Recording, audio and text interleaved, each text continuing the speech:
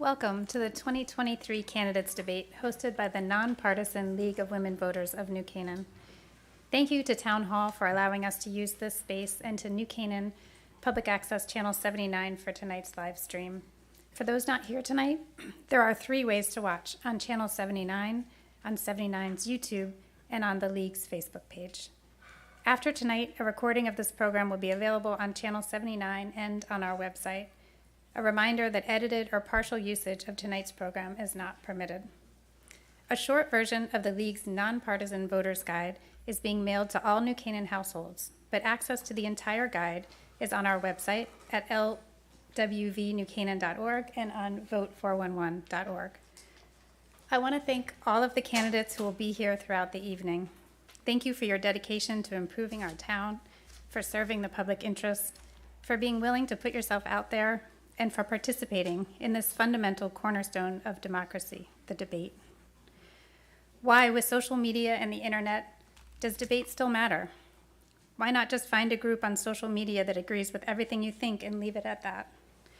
It's because debate, a free and fair exchange of ideas between candidates, makes each of us better informed on the issues, on the stakeholders, on all the subtle and not so subtle outcomes a voting decision may have. Debate benefits all of us. It makes us better informed, so when we go to the polls, no matter which candidate we vote for, we do so knowing that we are making an educated decision based on information from multiple sides. For democracy to work, it needs an informed electorate.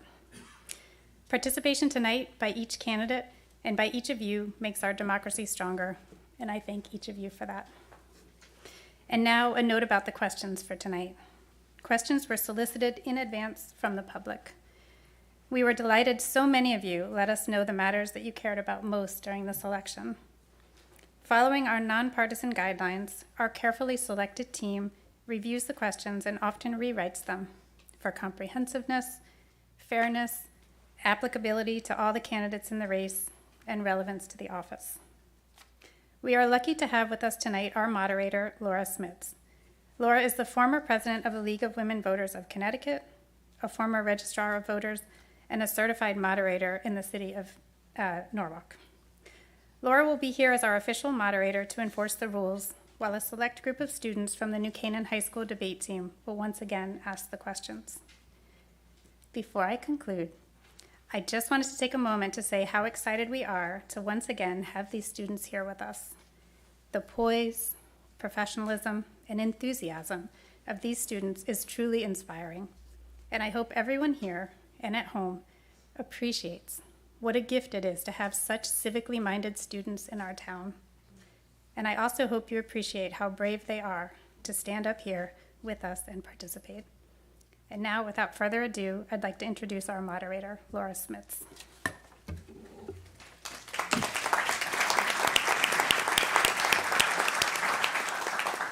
Thank you very much. First, good evening. Thank you all for being here. First, a note about the rules, which I will enforce throughout the evening. Candidates have agreed in writing to detailed debate rules, which include sticking to the time limits, answering the questions being asked, refraining from speaking or making any disruptive noises outside of their allocated response time, and more. And as a reminder to each of the candidates, you may ask the presenter to repeat any question as needed. Audience, during the debate, let's respect one another by remaining quiet, no comments or buzzing from the floor. At the end of this debate, we ask that all of us, candidates and audience, please refrain from standing and moving around, chatting and handshaking, so that we can transition quickly and smoothly into our next debate. And now, let me introduce our first student presenter for the evening, Ankita Kutachirial. Ankita is co-captain of the debate team and has competed both regionally and at national tournaments, and is president of the New Canaan High School Latin Club and a trained EMT. Ankita will ask the questions for this first debate. Ankita.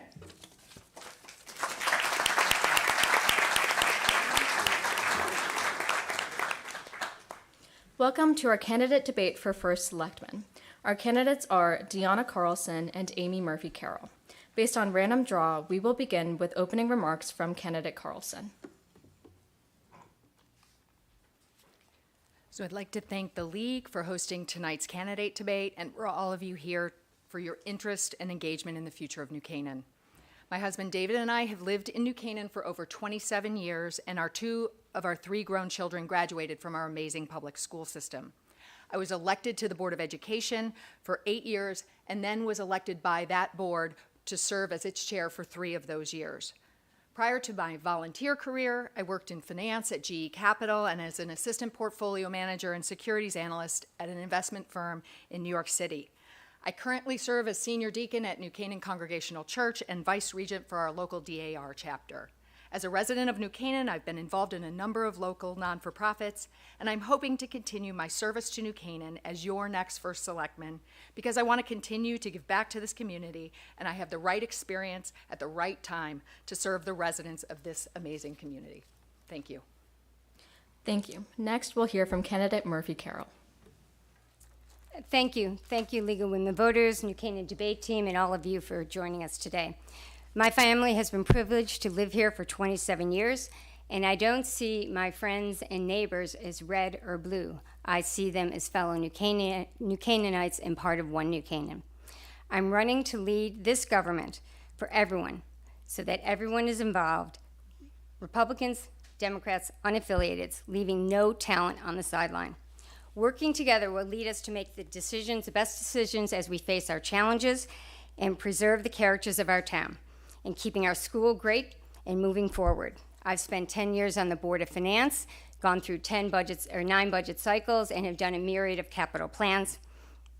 I know how our town government works and the people who make it work. With 30 years of Wall Street experience and degrees from Cornell and Wharton, I respect the taxpayer and will produce for the taxpayer. As first select woman, I will have an unwavering fiscal discipline as we preserve all we do well and address the challenges ahead of us together as one New Canaan. Thank you. Thank you. Now we'll begin with question 1. As first selectman, what would your approach be to improving cell service in our town? Starting with candidate Carlson. Thank you, Ankita. As first selectman, I would plan to work with the newly formed Utilities Commission in order to identify locations that we can have new cell towers or it doesn't even have to be towers. It can be DOS or satellite. There's many options and technology is improving. I would say to start off that I do not support any future development of cell towers near schools. Thank you. Candidate Murphy Carroll. Yes, cell service in the internet is basically the 4th utility. It's incredibly important to this town, and we do need to improve it. The people and residents near West School have made it abundantly clear that an option for large towers there does not work. I am very excited that we have reconstituted the Utilities Commission with such an incredibly deep resource of people. And I feel confident that with their leadership, we will get to the definition of the problem. The initial proposal put forward was defining a solution before we actually defined what the problem was. So with the drive study going forward, we will be able to identify what the issues are. And with the Utility Commission, they can lay out a bunch of options that people can evaluate with the facts. We have to define where our gaps are, and then with that, what the technologies available will be to move forward with that. It's about the community having a voice. We serve the community. Yes, we need the improvements, but it's very much important that they are involved. Thank you. Candidate Carlson, your rebuttal. I don't have really any rebuttal. I think Amy and I have very similar views on this issue. We need to find solutions to our cellular coverage needs for this community. We have many workers who are working from home these days, and it's an important problem to fix. But I am confident that our Utilities Commission, along with the newly elected First Selectman, can solve this problem. Thank you. Thank you. Candidate Murphy Carroll. Yes, I think Deanna and I have a similar approach on this. Again, this is about making sure the entire community is engaged in important projects and important events that, A, they're paying for, but it's part of their community. It is our job as selectmen not to necessarily put forth your vision, certain you might have an opinion, but we have to gauge what the entire community wants. We work for the community. We want to move things forward, but we are working collectively, and I think it's very important that everyone has a voice at the table. Thank you. Question 2. Describe specific areas in the budget where you would increase or decrease spending and why, starting with candidate Murphy Carroll. Could you just repeat that? An increase or decrease in the budget? Yes. Okay. So I think that one of the first jobs that you have as first selectman or selectwoman is to put the budget together. Fortunately, I've had experience in 10 years with the Board of Finance going through every single department and every single budget. What I really like about our process is that we help build the budget. We work as liaisons with all the departments in the town government as we build the budget, and the Board of Ed certainly builds their budget collectively with the Board of Ed. And so in terms of areas where we need to reduce spending, our capital is a very important part. We have a lot of buildings. I was involved in a large nonpartisan building study. We have to look very clearly about how we do our capital spend. We do have things we need to do, but we have to focus on, first, requirements, wants versus nice to haves. And we need to have a process in place that we are cognizant of what we are committing to, and that to me is one of the very important things we have to do going forward. So I would look deeply at our long-term capital plan. Additionally, in terms of the town government, we have added a number of people into our administrative staff at the town off budget. I think we need to look across all departments, benchmark us against other towns, which can be tricky because everyone does it a little bit differently, but see if we're staffed in the proper way in the proper departments. And then within town hall, I think if we restructure how people report, we will do a better job with that. Thank you. Candidate Carlson? Thank you. So the nature of government is the budget always increases. We have lots of contracted labor in this community with contractual obligations that increase annually. And having been the chair of the Board of Education, which controls 2/3 of this budget, those salaries go up mandatorily every year. So we work hard to control, we did work hard to control those increases, but by the nature of the way these contracts are working, we have increased spending. I would look at pretty much capital spending as an area that we could look to decrease. We've already, we have some big projects behind us now. We have the police station. We have the new library, which was $10 million from the town plus another $7 million letter of credit. We have the playhouse, which is over budget. And so I think those are behind us. And so I think with interest rates rising, we're going to need to really look at controlling our capital spend from here on out. And I think the residents are going to look for a little breather with all the construction that's been going on in town. So I don't think people are going to be asking for a lot of new spend. Thank you. Thank you. Candidate Murphy Carroll, your rebuttal. I've been spending a lot of time in capital since I've been on the Board of Finance, and I really feel I have a good handle on that. The interesting thing about capital spending in the town is it tends to be kind of lumpy. We have big buildings that like every 40 years we have to do. So, sometimes our capital spending goes up and down, but over time it does tend to level off, and our outstanding debt has been lower recently. We do have some big projects coming forward. So I think I'm very comfortable where we are with debt. We just have to pay attention to it, and I was involved in setting our debt guidelines. So, thank you. Candidate Carlson?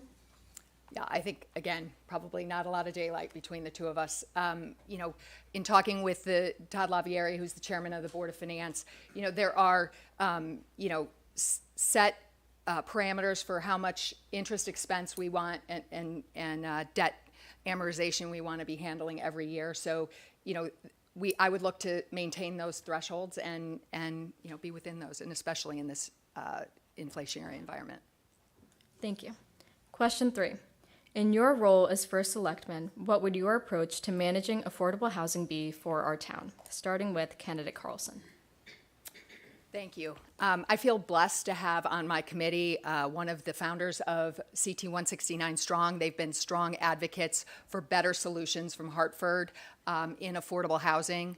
My approach to affordable housing is 3-tiered.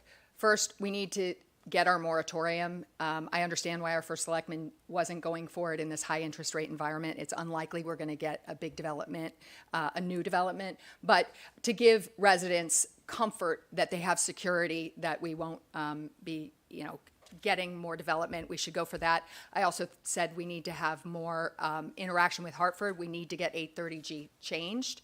And finally, we need to develop and control affordable housing locally. If we develop it and control it, it's 100% affordable in perpetuity. If a predatory developer develops it only for 40 years and only 30% affordable. So we need to develop it here locally and control it. Thank you. Candidate Murphy Carroll. Thank you. Affordable housing is certainly one of the challenges that we're facing going forward, and this next Board of Selectmen that comes in, we are inheriting an untenable situation.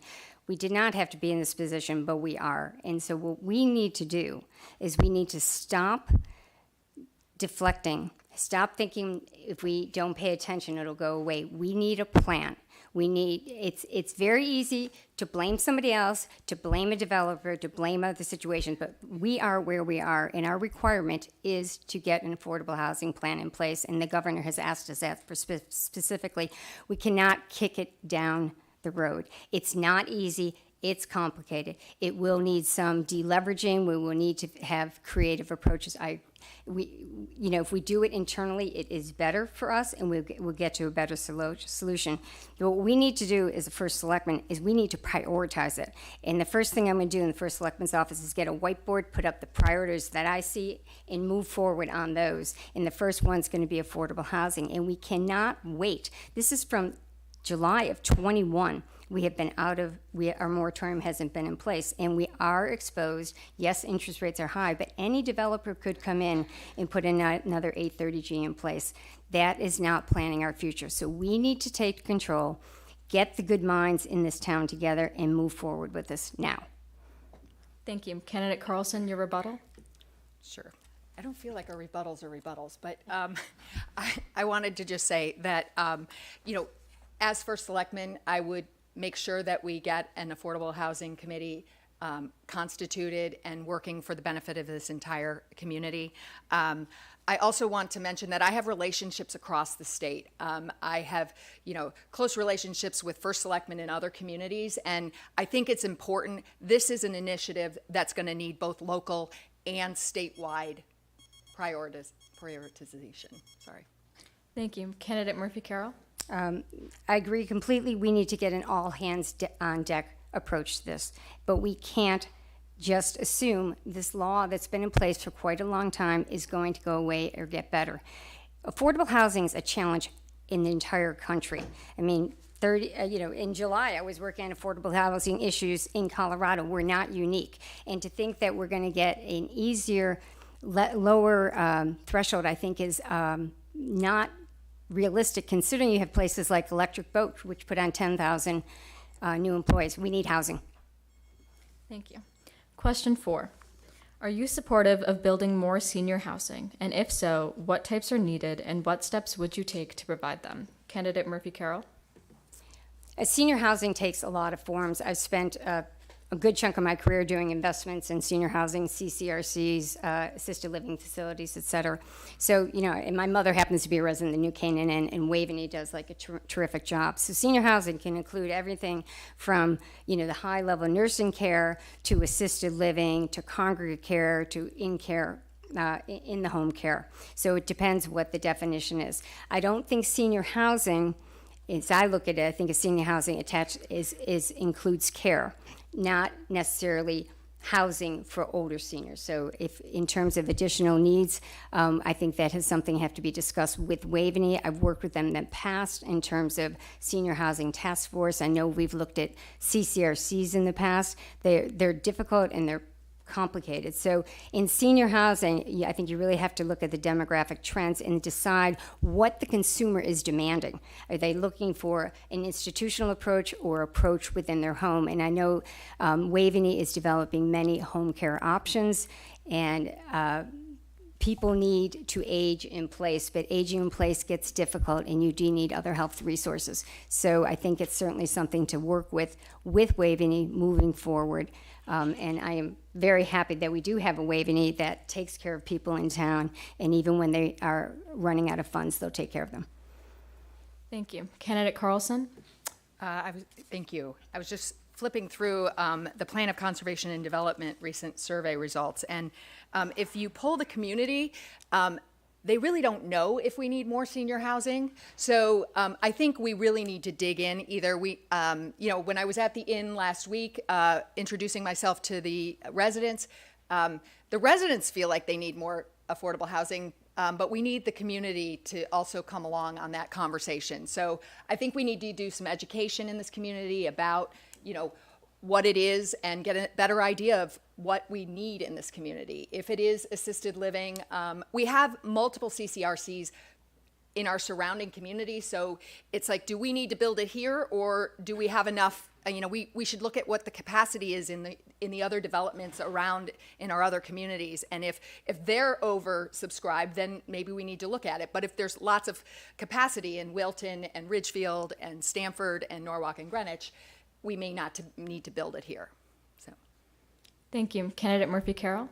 One interesting other variable with senior housing, for an institution like Waveney, which has a very high amount of medical costs and unreimbursed care, the right combination of senior housing for a more independent senior can in times offset some of these losses they have in the rest of their program. So working, and we've discussed this in the past with Waveney. So again, we do need to know the level of the need, but it could be something that assists Waveney in their financial profile. Thank you. Candidate Carlson? thanks. I would just reiterate, I think we need to really understand what we mean by senior housing. Is it affordable senior housing? Is it, communal living senior housing? Is it assisted? Is it a CCRC? So I think there needs to be a lot more work done to understand, what our true needs are in this community. Thank you. Question 5. Considering that unaffiliated voters make up a large block of voters in New Canaan, should they be better represented on town boards, commissions, and committees? If so, how do you propose on getting them involved? And if not, then why? Candidate Carlson? I'm sorry, can you repeat? Is it unaffiliated? Is that what you said? Yes, unaffiliated. Sure.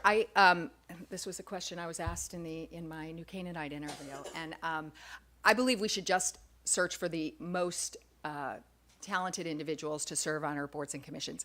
Currently, the Republican Party is the largest voting bloc in New Canaan, followed by the unaffiliated voters. So I think that it would make sense to look to have some more unaffiliated voters on our boards and commissions to really represent the community.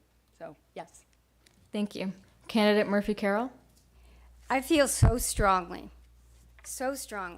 that in this community, our government should represent what the makeup of our community is.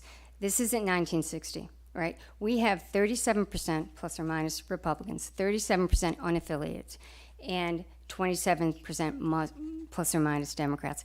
To me, not working aggressively to include everybody in government is leaving in a tremendous amount of talent on the side. And I don't think it just leaves a tremendous amount of talent on the side. I think it makes people feel less connected and less included in their community. I don't think there's a community in this country that has more skills, resources, expertise, and smarts than we have in this town. And I think it's ridiculous that we don't get them more involved. We're in the position where all the boards and commissions, just about every single one of them, are chaired by one party. I'm not saying the people aren't good. I mean, they can be very good. But there are certainly a lot of other people who would be willing to bring their skills and their resources. And when we get everybody on the table, we listen to people, we get them involved, I really do believe we'll have better solutions. And I believe people will feel government is more transparent. By definition, it will be, because you won't have one group that can talk among themselves. You need to bring everybody together. And this is one town, and I don't think the political stuff matters. We're one town. Thank you. Candidate Carlson? Thanks. I think a great way to get people more engaged is if we publicize more broadly what the openings are on our various boards and commissions. I think that's a way for people to understand how they can get involved, and then, apply through either through their various party organizations, or if they're unaffiliated, they can come directly to the first selectman's office or to the town hall, so that we understand who's willing to serve and get a really good definition of what that service means. Thank you. Candidate Murphy Carroll? Oh, I agree completely. We should be holding basically a running tally of people interested in different departments, put their resumes in, letters of intent, and we should just have a group that we can always tap and they can express their interests. But, we have had things not move forward because it's one party felt that they should have control. The Affordable Housing Committee is held up because people could not agree that it had to be dominated by one party and another. It doesn't have to be dominated by any party. It just has to be done. And we have to go forward and move along. Thank you. Question 6. What parts of the town charter should be prioritized if the town undertakes charter revision? Candidate Murphy Carroll? In terms of the charter renewal process, I think there's a number of things that we should consider. One thing I know people have considered is this structure of the government, which we currently have the selectmen, board of selectmen. I know people have considered whether we go to a city manager structure. That's complicated. It's a big change, but it's certainly worth looking at. And then within the selectmen's, does it make sense that we have 3 selectmen as opposed to a broader group, just because of the FOIA regulations and people being able to talk among themselves? There are some other issues that people have considered, whether certain boards should possibly be elected versus appointed. I am a fan of the ones that are appointed staying appointed.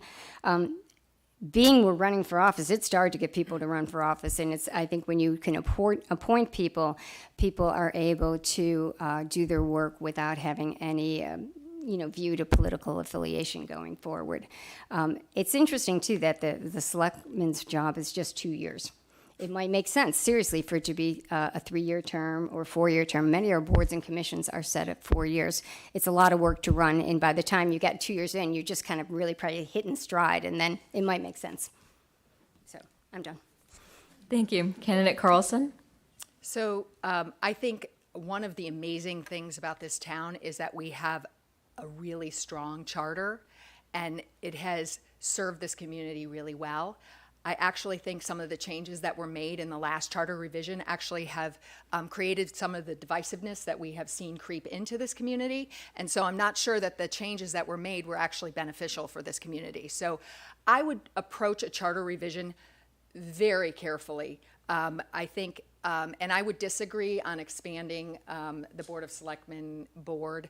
It's, as a Republican and somebody who likes to minimize government, I want fewer people and fewer, I think you get things done more easily when there are 3 people that are working together. I work well with people. I think it's a hallmark of how I lead. I bring people in, and I don't have a problem having an extra public meeting with, Amy and I are going to be on this board together. So, I don't have a problem having a public meeting with a member of the other party, just so that we can get things done and communicate. So. Thank you. Candidate Murphy Carroll, your rebuttal? Oh, I agree. We should have public meetings, and I think we're going to have to structure it that way, and I think we will work well with that. I was just saying that is one of the things that people have considered. I wasn't necessarily advocating it one way or the other. And, you do have to be careful. You do get unintended consequences with some of these issues going forward. But the charter has served us well, but it is something that is detailed, and people should look into it, and it's a good discipline to look at it every 10 years. Thank you. Candidate Carlson? I don't have anything to add. Thank you. Question 7. What is a decision you made while serving in New Canaan town government that, upon reflection, you would change today? Starting with Candidate Carlson. A decision I made in town government? Wow, I've been in town government quite a long time. And I don't want to. I really can't. I'd have to go back and look at all my decisions. I'm pretty happy. I think, I was very open to the entire community as a Board of Education member. like the school start times changes. I think that my pushing back the board on the plans that they were looking at initially made us come to a better decision in the long run. And so I think listening to the community and engaging with disparate voices is an important part of being a community leader, and I have shown that I am willing to do that. Thank you. Candidate Murphy Carroll? Yeah, I think in my tenure on the Board of Finance, we see a lot of financing coming before us and projects and proposals. And about 5 years ago, I put forward a template that I'd hoped the selectmen would use and that the public works would use. And before we looked at any project, we were supposed to have a very detailed list of reasons why, sources and uses, detailed spending, and I'm not talking every penny, but HVAC, boom, boom, boom, and down to contingencies and a timeline. That worked for about a couple months, and then it went away. And I think we found ourselves under the last couple years with approving projects that came from the Board of Selectmen. They sound like a great idea. I'm not saying they're bad, without the details.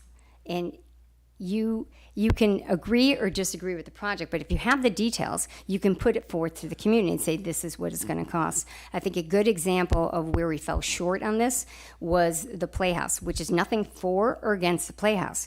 We just should have demanded much, much deeper numbers. And unfortunately, we approached that a little too rushed and without doing the detail that we had to do, so that the community would know, in fact, what it costs. And they still might have said it was great, but I think it's our responsibility to let the community know what the options before us actually will cost and then make the decisions based on that.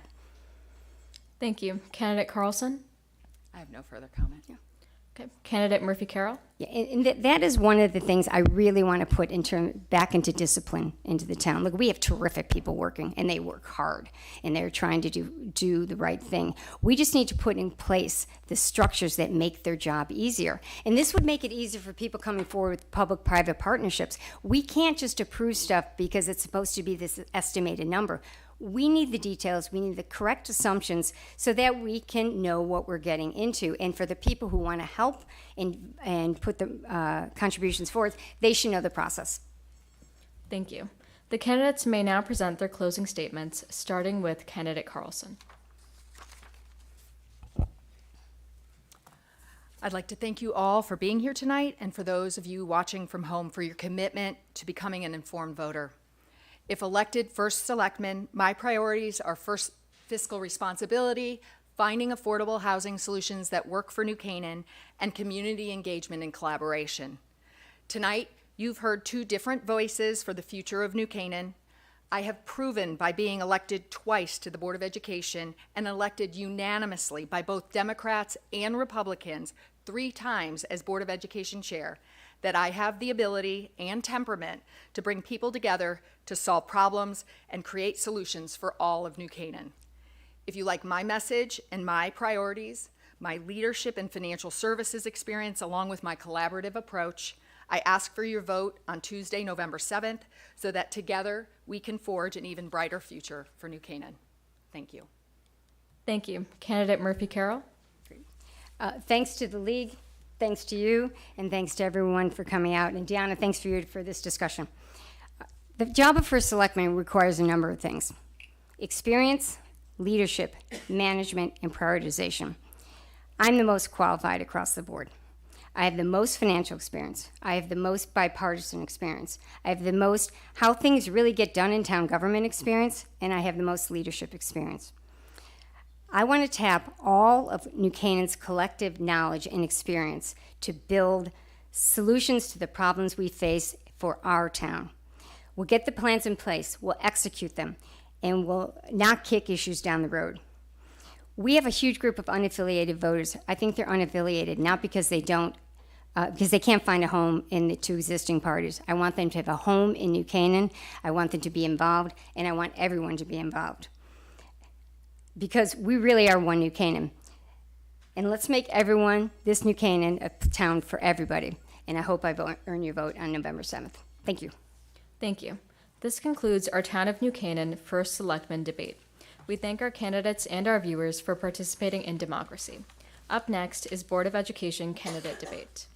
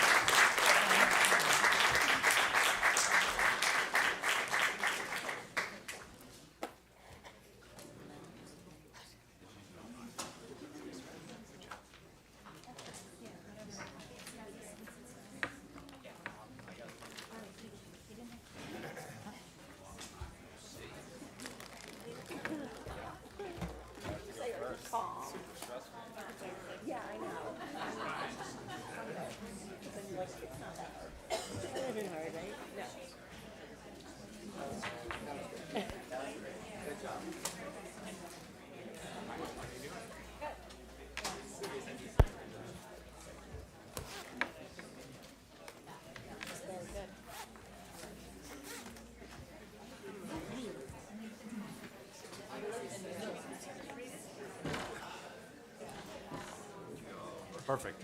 Thank you. Big show. Oh, thank you. Thanks so much. Oh, perfect. I'm your timer. You're my timer. Yeah. Awesome. Sounds good. Okay. Nobody else will be holding up a card, don't worry. Okay. 1 year time. Sounds good.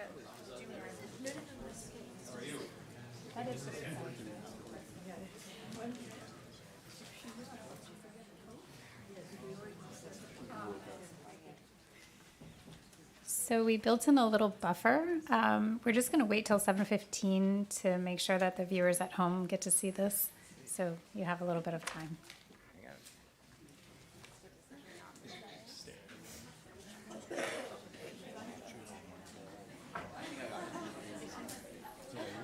Crunch on this.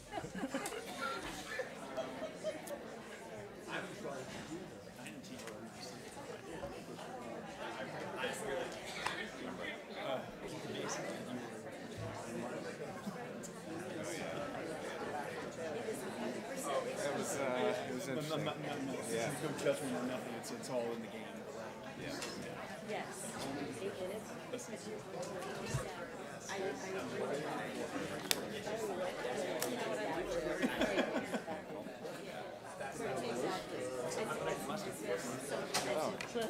Yeah, the first time that was closed. You've done this many times before, haven't you? The second time. How many years have you been doing the timing? Sounds good. The second time.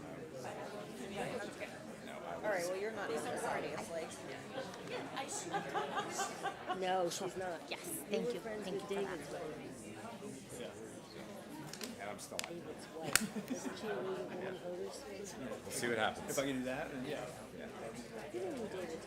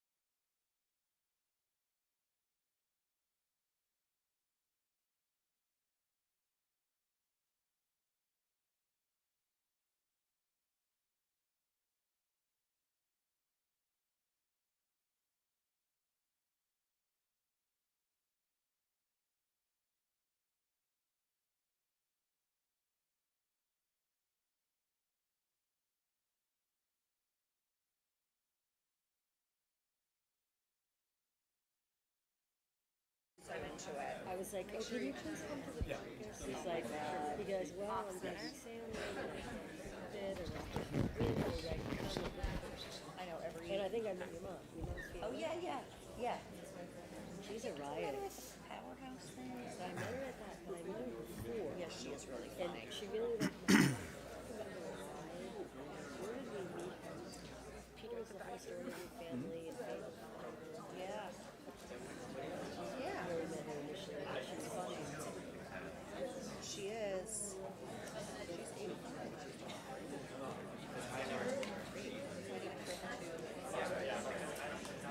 Are you serious? Yeah, for the end of February. She's my So she takes them home and like 30. okay, so it's not like she's taking two. Oh, God. So she'll take them. No. They should be taking At the care of store? her. Yeah, Does she is. My dad's 87, the guy that walked by. Oh, yeah.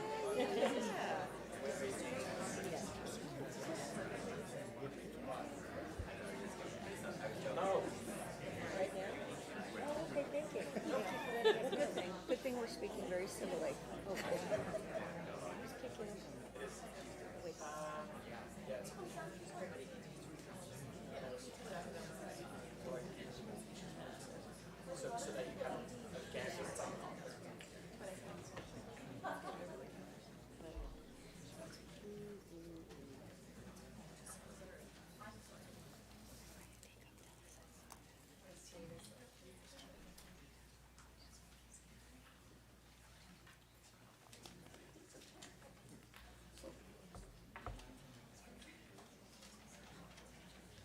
Go Phillies.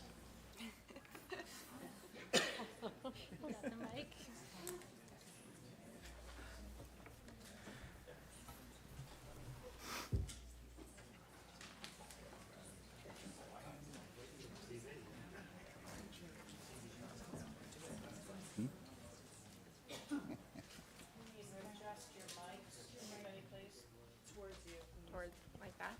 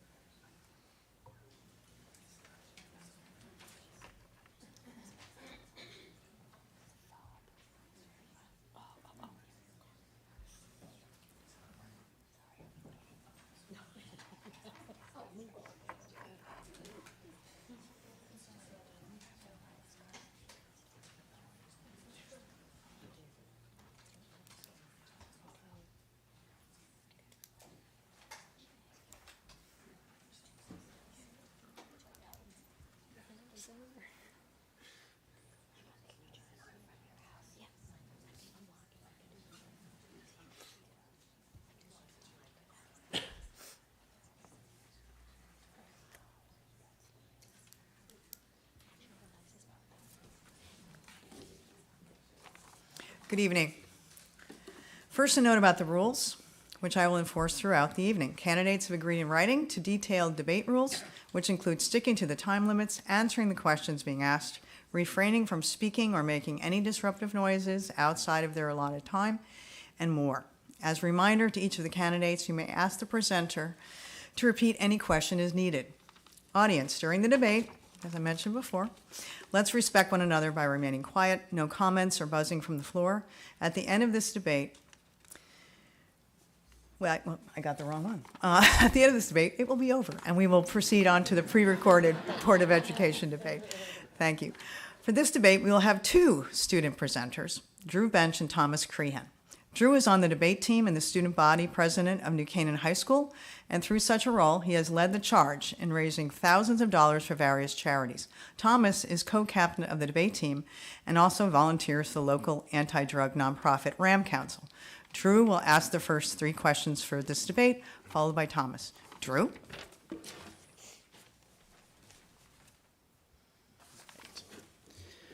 Welcome to the candidate debate for Board of Education.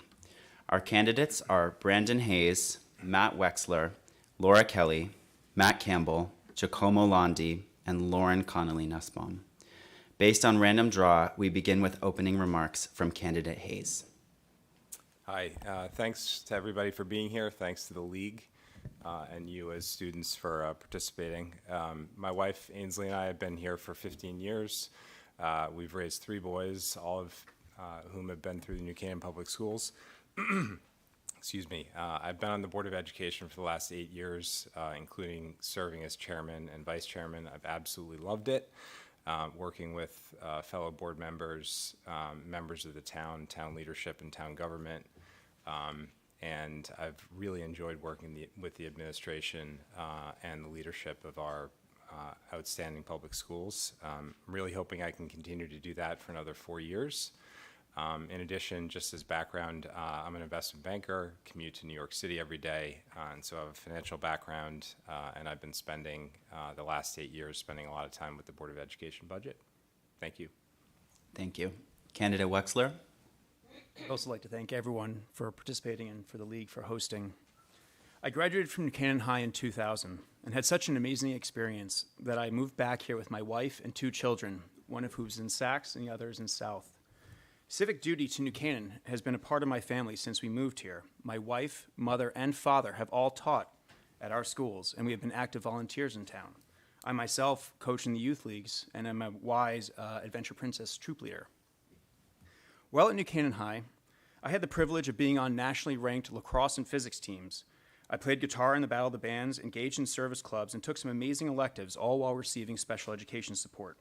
It is this well-rounded experience that I seek to preserve, a focus on individual achievement, a personalized experience based on the uniqueness of each child, a curriculum that is tailored to the needs of New Canaan alone. My goal is to keep distractions out of school, to keep them focused on molding your children into happy, productive, successful adults, for them to have the desire and the means to move back to New Canaan if they want. What we have here is special, and I will ensure that it remains so for the next generation. Thank you. Candidate Kelly? Hi, my name is Laura Kelly. I'm Caroline, Addison, James, and Spencer's mom. I'd also like to thank the League of Women Voters for hosting us tonight. I love Connecticut, and I love New Canaan. I grew up here, and I moved back to New Canaan for my 4 children. I wanted a community that was dedicated to education, families, and traditional values. I believe our schools are at the heart of our town, and I want to keep New Canaan values at the heart of our schools. In 1 year, I'll have a child in the high school, at Sacs, and West Elementary. We need to maintain merit-based grading, promote student safety, invest in our curriculum, and engage all families, especially those receiving support services.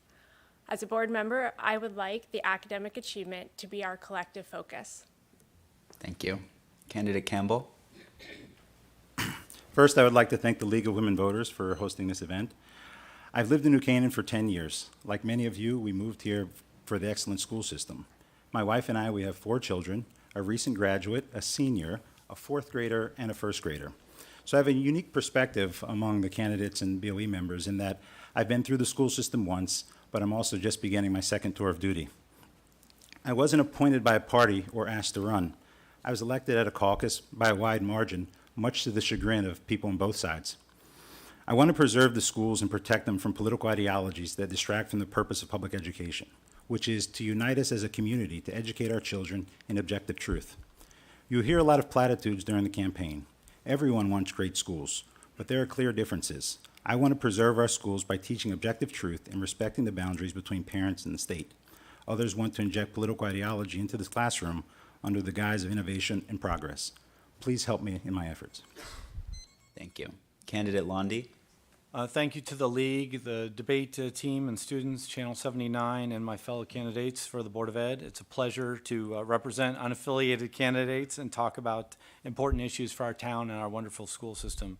For those of you who don't know me, my name is Giacomo Londi. I've lived in New Canaan since 2019. We have 3 kids in the school system, 1 at Saks, 2 at West. I grew up in northern Vermont, small town, graduated from the local elementary school, high school, and the University of Vermont. So I know what it's like to go through public school system, and I'm super supportive of them. I'm running for a 4-year BOE position, as I believe if there was ever a time where nonpartisan, issue-focused people should be on a local Board of Ed, now is absolutely that time. My areas of focus are, number 1, genuine and measurable excellence in education, 2, transparency and governance, and 3, expanding opportunities for our kids. Thank you. Thank you. Candidate Connolly Nussbaum? Thank you, League of Women Voters, Channel 79, and high school students for the opportunity this evening. Hello, New Canaan. My name is Lauren Connolly Nussbaum, and I am a candidate for a 4-year term on the Board of Education. My husband Matt and I have lived in New Canaan for 10 years. We have 3 children who attend Saks and South schools. I am grateful to live in New Canaan every single day. I am running for the Board of Education to do the very real work that ensures our schools remain strong, safe, innovative, inclusive, and excellent. To continue this legacy of excellence, we have very real, very local issues facing us in the short and the long term. If we can put students first, continue to engage families, and support our teachers and administrators, we can achieve our district's goals and graduate young adults ready to take on a global, dynamic society. I look forward to tonight's debate. I want to thank all of you for being here and those of you who are at home for tuning in. Thank you. We'll start with our first question. School enrollment is expected to increase dramatically in lower grades in coming years. Please give specific examples of how you would prepare for this. Candidate Hayes? Sure. I think first off is something that we're already doing is looking at it more deeply. So looking at, class by class, I believe we've already started to engage another consultant to look at it, again, a little bit more deeply as to when we think the classes might actually increase in size, and then make sure that we understand, where in town, that increase may occur. We need to make sure that we plan from a building standpoint, so make sure that we do have space. If we don't have space, we need to talk about capital spending to create that.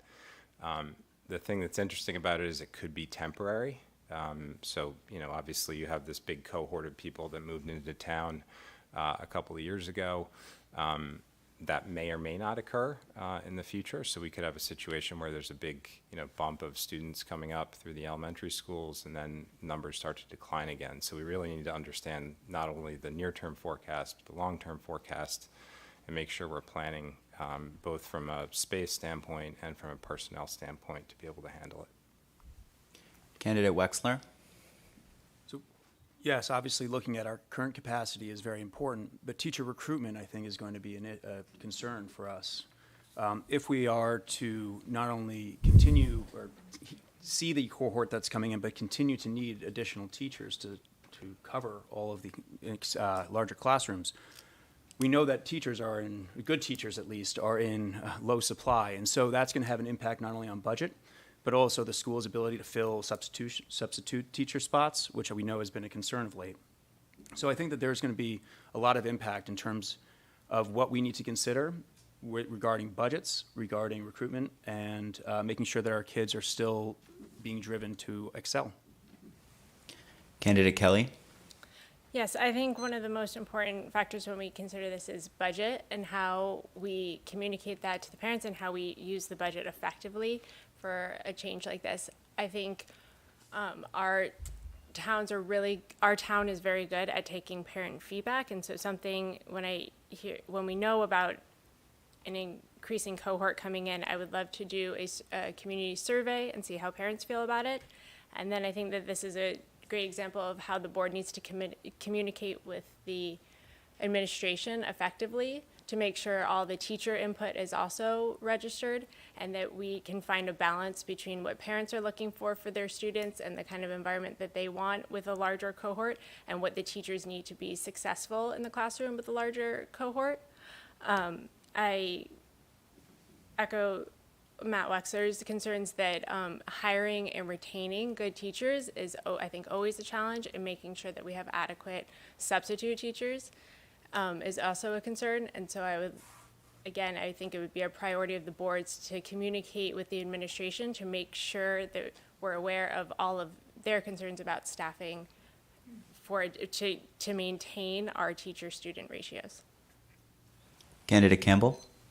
Yeah, I think that the first step is understanding what our true capacity is. I think a lot of us, we see the wall of enrollments coming, but understanding where can we flex up and down, and maybe it's in different schools, within the different elementary schools, there's excess capacity in some versus others. And so that's one thing that we need to address, and to really understand where that excess capacity is. I think that, again, it is a budget issue. We should budget for not only the short term, but the long term. And I think that's one of the important things about our budgeting process. It needs to consider hypotheticals. It can't just be a rubber stamp, but sort of think about how we flex up and down in our budget based on several different factors. Obviously, one of the most immediate concerns is the growing capacity and how that's expected to flow throughout the schools. We see it right now in South School. My son in the fourth grade, he is one of the largest fourth grade classes they've had in recent history. I think there's 130 fourth graders. And so there are a lot of large classes, much larger than we've seen in our 10 years here in New Canaan. He has 20 children in his fourth grade class. And so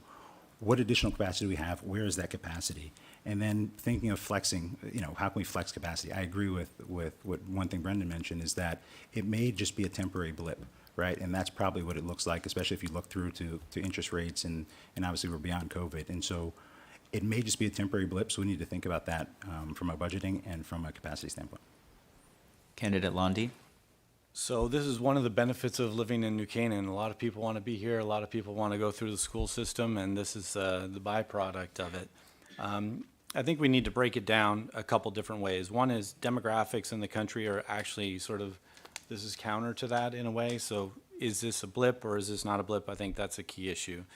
Some of you may be aware that I live next to a place where they want to put a large building. Some of those buildings actually are driving some of these enrollment numbers. So if you talk about the first selectman debate that just came before us, we need to understand how much what I would call dense housing is coming, how much is that driving student enrollment, what's the timeline for that? Is that going to hit at the same time? Are those kids going to come in at different stagger, if you will? Another thing that's probably not popular with people, but my oldest son went to kindergarten in the city, in a city school, great education, kindergarten education. He had 24 kids in his kindergarten class, so we're going to have a discussion about how many kids we want in different classes. He also had multiple teachers in that class, so that gets to the recruitment issue.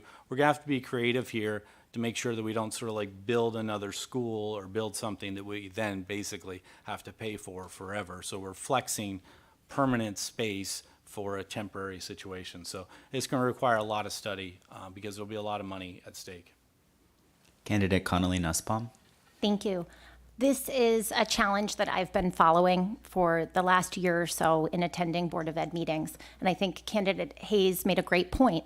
Is this a long-term growth in population, or is this kind of a shorter-term challenge? The Board of Ed, the current Board of Ed, is planning to hear updated numbers from the consultant company at their next Board of Ed meeting on November 6th. So hopefully we'll have some more information then for the community to start thinking about this issue. This issue for me would be, if I were elected to the Board of Ed, be my day one priority, because we can't have an ad hoc solution. We can't back into this. We need to be forward facing and thinking about teacher hiring and retaining, but also teacher coaching and support. How do our teachers handle a classroom that might have a larger student population? And I think that this is a big challenge for our community, but also an opportunity for New Canaan Public Schools to show how they embrace challenges, rise to the occasion, and solve problems creatively and collaboratively. Thank you. Candidate Hayes, your rebuttal? Nothing to add, thank you. Candidate Wexler? Nothing to add. Candidate Kelly? Nothing to add. Candidate Kemble? Candidate Londy?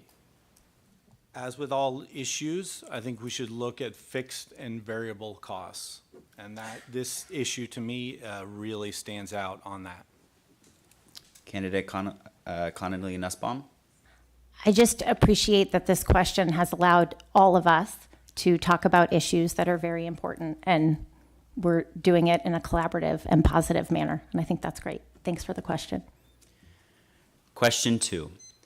When there are conflicting viewpoints between parents and professional educators and administrators, would one carry heavier weight in your decision-making process? And if so, why? Candidate Kelly? I think the role of the Board of Education is to be a liaison between the parents and the administration. So I think one thing that I would hope to do as a candidate is to work with my fellow board members to ensure that we understand the concerns of parents in the community, and then take that to the administration, and in the executive sessions, in the meetings, make sure that we're working collaboratively with the administration to come to an outcome that parents are happy with in the town. I think ultimately our schools are great because we have so much parent involvement, and our administration benefits greatly from how invested parents are in their schools and in their children and in the journey. And I think because of that, it's our responsibility as board members to make sure that we're effectively communicating with the administration and come up with a collaborative answer that both teachers and administrators are happy with, but ultimately the parents are happy with. Candidate Campbell? Yes, I think that when conflicts arise between parents and educators, I think this speaks to the importance of focusing on objective truth. I mean, when we rely on objective truth and on data, there shouldn't be a conflict. I think when we delve into outside of the scope of what's appropriate for the state, then parents may have objections, and that can cause that conflict. I think as it relates to academic and sort of objective truths, that's why I always tell my kids, you speak the truth and you don't have to worry about the explanation, right? And I think that's the approach that our schools should take. Work with parents. We should be transparent so they understand what we're teaching, where we're coming from, what our philosophy is, right, as far as dealing with some of the some more subjective issues. But sticking to facts, sticking to data, and sticking to objective truth is the best way to resolve, or better yet, avoid any conflicts with parents. Candidate Londy? So this is sort of a broad question, so let me break it down as sort of how I would think about it, which is professional experts in any field. There's going to be a lot of experts about a particular issue, and there's going to be a lot of viewpoints. And so if there's this conflict that you're talking about, I think that really merits community discussion about why are we doing something, and why is this effective, and why do we believe that this is the right change for the town or for the school district. And I think that can be supported through data and through analysis so people can come on board, and that's a dialogue process. And I think parents will respond to seeing this information, seeing this data, and will come on board. If you're talking about a teacher, views on a kid, that's a different kind of discussion and probably merits maybe getting a second opinion and being able to have an open dialogue on those kind of issues. But I always believe we need to understand there are many different experts on fields, and to see the data and allow people to understand why people are coming to a certain viewpoint. And I think generally people will be reasonable when it comes to that, when they get on board and understand things. Candidate Connolly Nussbaum? Yes. When a conflict arises between teachers or admin and parents, it's vital that both parties are, meeting at the table together and communicating effectively and clearly with one another.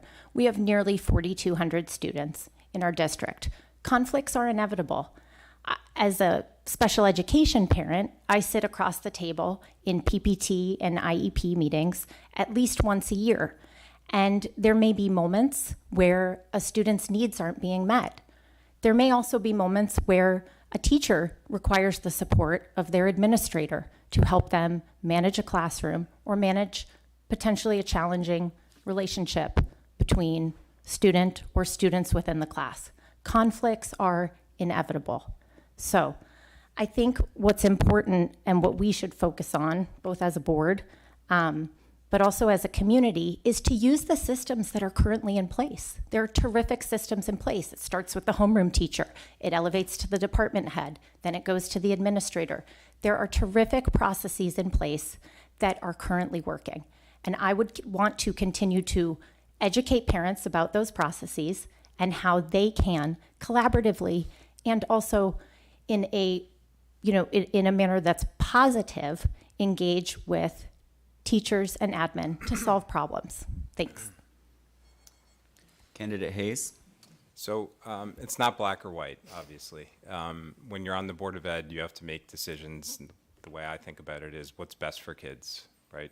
And you have to go through all of the various issues, inputs, both parents, educators, administration, and figure out what's the best path forward. Sometimes it's an easy decision. A lot of times it's not. In the case of just one example, school start times, the community did not want school start times to change. There were people who really wanted it to change, people who really didn't want it to change. And we as a board had to chart a path forward, consider all the issues and options, and make a call as to how to move forward. We, by the way, at the end of the day, weren't all completely aligned, but we had to take everything into account. Some people were disappointed still at the end of the day that we changed school start times. There are teachers who are not so happy that we changed school start times, but we did what we thought was best for New Canaan kids to be able to move things forward. What's important as well is that we don't just listen to some subset of the community, take that in and make a decision based on what we're hearing from that subset of the community. We have to center on what is best for kids. There are some decisions that have been made recently that, in my opinion, I haven't agreed with, that aren't best for kids, but that's what really I focus on and will continue to focus on. Candidate Wexler. I think it's completely situationally dependent. I mean, as Candidate Hayes said, how many parents are bringing up this issue? How many teachers are bringing up this issue? Is it a small vocal group that is making demands on the larger community? At the end of the day, what the real question is what is the role of the board in its relationship with the schools and its relationship with the parents? And my view is that the board is the fiduciary of the parents within the town. They vote us in. They want us to act as their voices. And so in broad strokes, I'd have to say I would lean on the side of the parents. They are going to tell us what they would like out of their schools, what values they want communicated, how they want their children taught. And we have to listen to them and ultimately prioritize those parents' needs, perhaps at times, when appropriate, when the data suggests, above the needs of the teachers. That being said, there are going to be times when teachers should be listened to more when it comes to how to educate kids in the classroom. So it's very situationally dependent. Candidate Kelly, your rebuttal. I think the most recent or widely known example of this is the school start times, and I think you saw the current system play out fairly well. We took a long time to discuss it. It wasn't rushed. It was when the first rounds came out, some people didn't agree with it. They organized, they came together, and then the administration has continued to be innovative with that. After it was already implemented, we sent up a follow-up survey to get community input again, and I think that that's the most important thing. As we take in feedback, we continue to innovate and move forward, not get stuck in the way of the decision. Candidate Campbell. Yeah, in addition to relying on data, that's never going to satisfy everyone, right? Because people care deeply, passionately about their children and the school system. What I think is important, in addition to relying on the data, is also transparency. There was mentioned the school start times. A lot of parents are frustrated because they felt that it lacked transparency. And so I think even if the data goes against the parents, being transparent is the most important thing. I think that brings people together, it calms people down, and lets people understand why decisions were made, right? And everyone wants the best, what's in the best interest of the kids. Candidate Londy. Yeah, I was also exercised about the start time issue, and I think that was a good example of how actually the community could have come together. It was COVID, so we couldn't get together sort of face to face, but I think when you have these issues in front of the town, getting people together to talk about them, and I think it would be very easy to articulate the issue for the high school kids on start time, but it's also important to articulate the issue for the elementary school kids, also with the math and the science, and we get to a good solution. Candidate Connolly Nussbaum. I think it's important that we also remember that the relationship between admin, teachers, parents, and students requires some level of trust. No one can do their job, and no one can send their child off to school without some level of trust.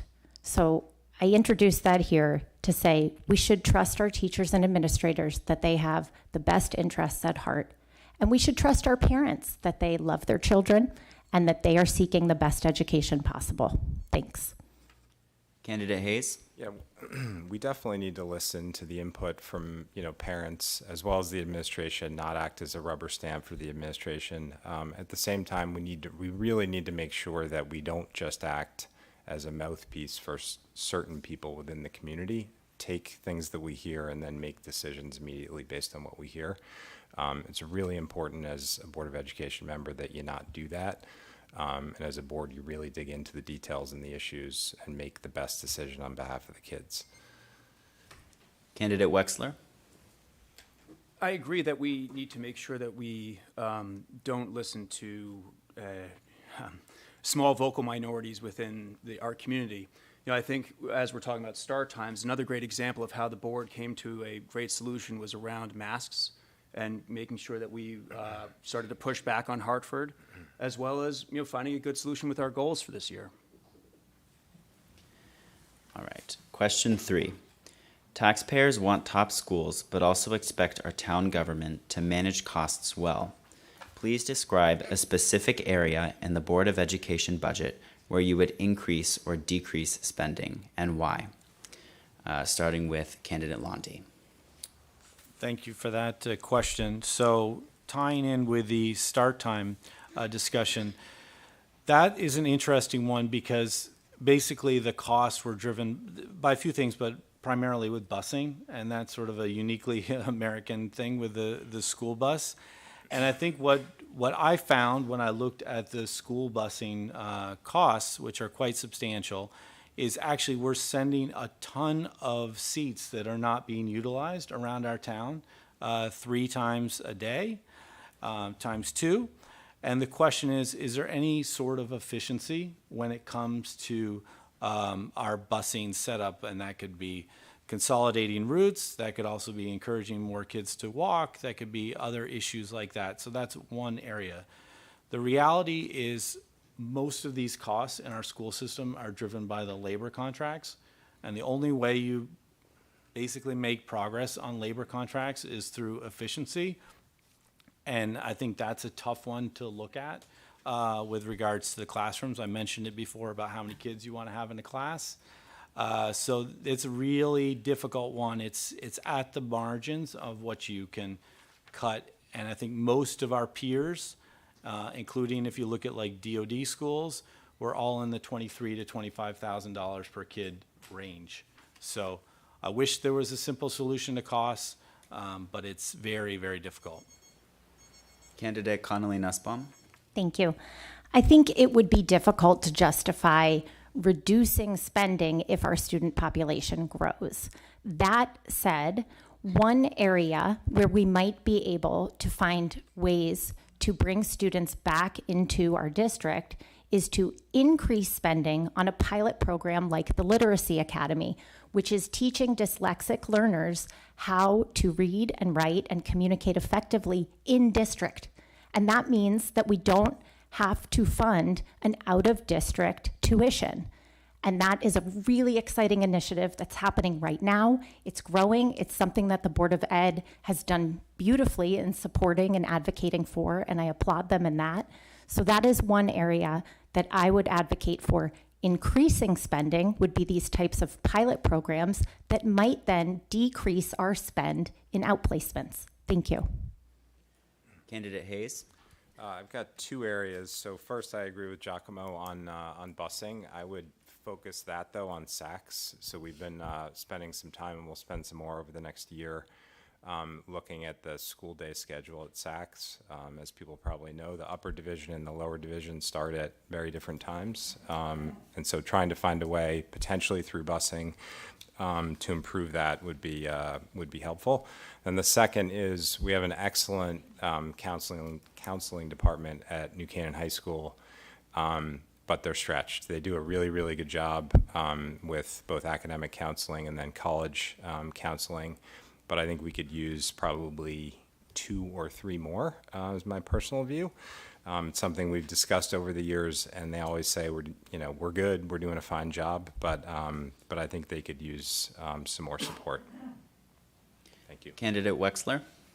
So I would expand and continue to hire more teachers, and with the goal of helping children to continue to find their passion and what excites them. I think we need to focus on building jobs, building students for the jobs of tomorrow. So digital entrepreneurialism, I think, is a big focus that we should be expanding. Business is a course that we should be offering. More civics classes so that we can raise responsible citizens. Even expanding our trades and making sure that we have the right jobs for a growing and diverse economy. There's obviously a ton of ways that we can spend our money. Ensuring that kids are driven to excellence and can find what drives them to excellence, I think, is really one of the fundamental roles of the school. Candidate Kelly. I think the budget is one of the most effective ways our board communicates with the town. The priorities of the budget are the priorities of the board. I think that that's the relationship communicated there. And I think that that's what you saw with school start times. When these parents organized, they came together, they expressed a concern. Our current board paused on what they thought the rollout was going to be. They went to the budget, they looked for solutions, they increased buses, and they spent some more money to find parents a solution. I think we're currently in the state right now ranked 52nd in student spending, which is below Darien and Westport.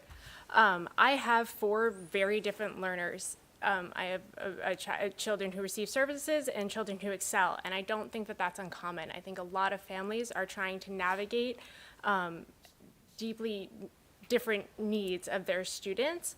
And I think the one place I would expand our budget is in our phonics and the Achievement and Literary Academy. My daughter was a wonderful recipient of the Achievement Academy this summer, and it was a great experience for her. I would also love to see some resources put into finding teachers with certifications to help those plans and to reduce our student-teacher ratios. Candidate Campbell. Yes, I think that there are a few things that we can cut and examine our budget more closely. One, I would argue that there are dues that we pay and participate into associations that aren't really aligned with the mission of New Canaan and serve as sometimes political action groups or political interest groups. I think that's frivolous spending that we don't benefit from. I also agree that transportation is an area in which we need to tighten our belt or at least think of more efficient ways for transportation. Just to give you an example, my backyard is literally abuts to the soccer fields at Sachs Middle School. I have a couple neighbors who go to Sachs Middle School. There's a bus that comes by, right? They cut through my yard and they're welcome to it, but there's a bus that goes by. And so thinking about how we spend money on transportation. I also think that when we think about the budget, we need to spend more time in thinking about scenarios as to where we could cut and where we could flex. I think that what we need to understand is that our budget is heavily dependent on property values. Obviously, property values are heavily dependent on interest rates.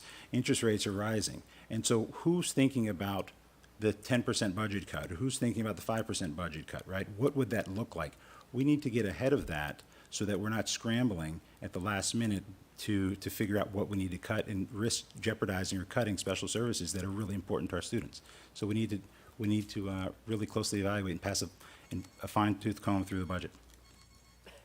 Candidate Londi, your rebuttal. I didn't realize we were spending money on this question too. So if I were going to spend money, I would expand the pre-K program. I've been clear about that. But just one thing I think we should keep in mind about demographics and enrollment. We have a ton of kids. I think by my number, have around 600 kids that go to private school. Some of them are going to schools paid for by the district, but a lot of them are paid for by the parents. So we're sort of getting a double dip from the parents in the property tax, and they're also not sending our kids to the school system. So we need to understand that dynamic, because that's a lot of money. Candidate Connolly Nussbaum. No rebuttal for me, thanks. Candidate Hayes. Just a couple comments. First, I don't think we spend money, on outside groups that aren't important to what we do as a Board of Ed. I don't think any of them are political. We're actually getting information, good information from, various outside groups that we spend money on that help us do our job, help the administration do their job. In terms of, big budget cuts, I don't really foresee that happening. That is, something that would have anything like 5 to 10% would have a drastic impact on the New Canaan Public Schools. Candidate Wexler. No rebuttal. Candidate Kelly. No rebuttal. Candidate Campbell. Yes, I agree that the 5 to 10% impact would have a drastic impact on our schools, but that's why we need to plan for what's possible, right? We're living in very uncertain economic times. We need to be forward-thinking, not just rubber stamping budgets. Thank you.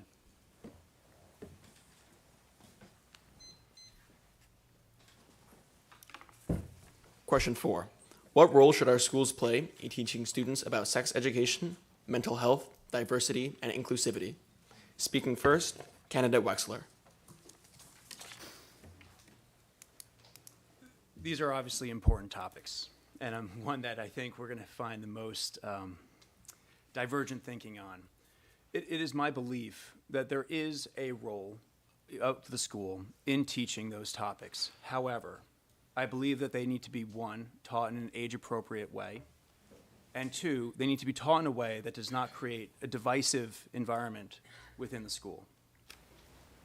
From what I can tell of some of my the opposition, they would like to drive thinking and ideology which may in fact create a divisive environment, whether it be teaching privilege to a town that has an average income of somewhere in around $225,000, or race-based ideology within the school. I don't think is good for anyone. Everyone should be treated as individuals, and everyone should be treated as those, as in terms of what they produce and give to the schools as individuals. Thank you. Candidate Kelly? Can you repeat the question one more time? Of course. Question 4. What role should our schools play in teaching students about sex education, mental health, diversity, and inclusivity? Right. I think a lot of us as a community had this discussion last year when we went through the district goals, and there was a lot of input from the community. And I think the board unanimously across the board came together and decided to work a lot of those goals to make them custom for our town, reflecting what parents wanted and what would work for the administration and what teachers wanted. I think I would just say, while the process of being elected to the Board of Education is political by nature, I don't believe that the day-to-day activities of the board are political in any way. And I think that you see this roll out with the voting record of the board. Almost always the voting record is unanimous. And I just think that we have a great system in our town of taking in parent feedback, administration feedback, and coming up with a solution that is right for our town. Candidate Campbell? Yeah, so I'm going to go back and say what I always say. We should focus on objective truth. And so certainly sex education has an important part in health and biology. I mean, it should be, as Matt Wexler mentioned, it should be age appropriate. And that's what we should focus on. What's age appropriate for teaching these topics? I also think that as we focus on health or sex ed or even diversity, right, it shouldn't be political and it shouldn't be ideology. It should be fact-based, right? I also think that there needs to be transparency with the parents. People need to understand, And even if necessary, there's obviously the option to opt out. They should know. I mean, if these are sensitive topics, well, we should share the curriculum with the parents and the talking points with the parents ahead of time, allow them to choose if they want to opt out or not. But I do think transparency and sticking to truth and not political ideology is the most important. What I will say is that we need to be careful that we as a state institution, right, a public school, we don't encroach on the realm or the sphere of the family, right? And that's, I think, we need to respect those boundaries. And I think that's the concern. No one wants to get rid of, objective truth in schools. We want to respect boundaries of parent and home, parent and homes and schools. Thank you. Candidate Londy? Sex ed, diversity, mental health, what was the fourth? Inclusivity. Inclusivity.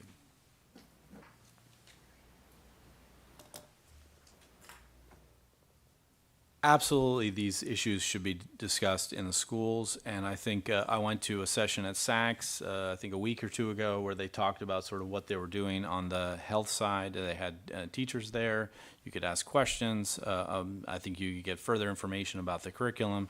That was all good. I think what the school system's doing about the mental health with regards to the ruler and these other aspects where they start at a young age is great. So what I say is if the mind is not calm, it's not going to be learning. And that's just sort of, as I see my kids get older, you can see it more and more, the need to be calm. The question is, what is age appropriate? And there, to be honest, I would actually listen to some various views from experts about what is age appropriate and are we doing the right thing, if you will, on that. I think there's been potentially some cultural shifting with regards to that, and I think we need to understand that as parents who have moved on.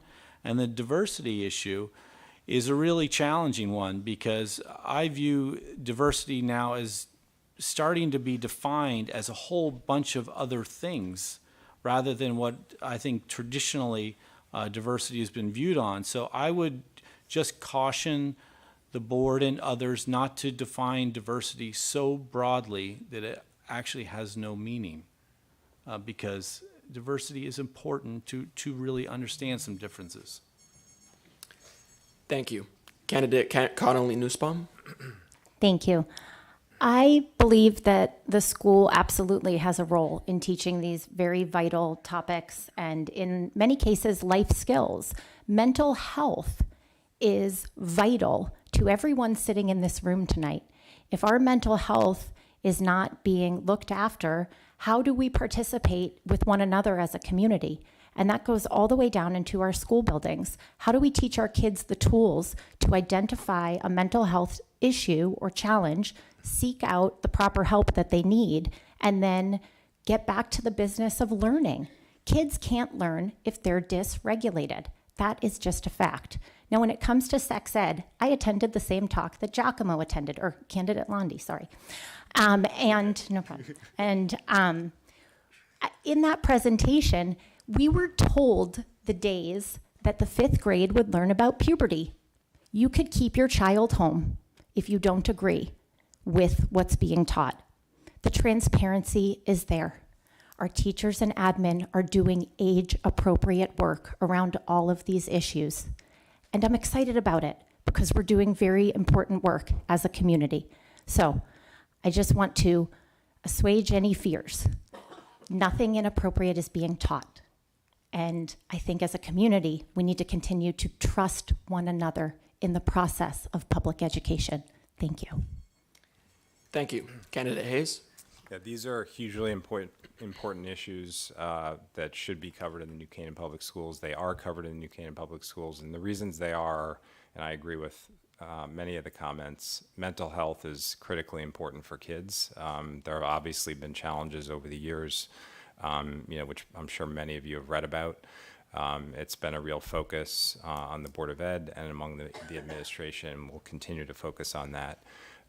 As it relates to diversity and inclusion, also important so that kids understand not only how they fit in vis-a-vis their peers here in New Canaan, how they get the sort of EQ to be competent as they become adults, but also as they go out into the world to understand where they fit in the world, And really that's it, just to understand, how to relate to others in a positive way. Thanks. Thank you. Now rebuttals. Firstly, candidate Wexler. Mental health of our students is incredibly important, as is building EQ. I think we need to make sure that we as the board would have some oversight and knowledge as to what degree it's being taught and pushed in the classroom. Emotions are important, understanding emotions are important, but the overdoing of emotion just begets more emotion, and that's not healthy for anyone.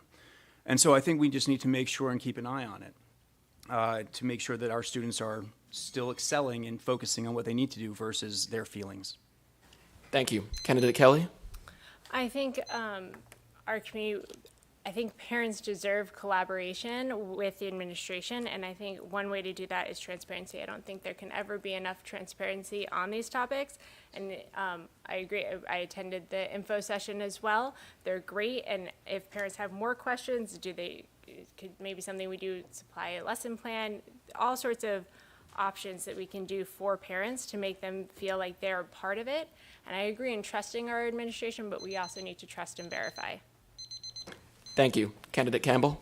Yeah, just to reiterate, I do think that these are important, but also the concern for many parents, in which I share, is that, as Candidate Lundy mentioned, is this a guise under which we can introduce several topics, right? We should have a clearly defined scope, and it should be transparent. Again, trust but verify. Thank you. Candidate Lundy.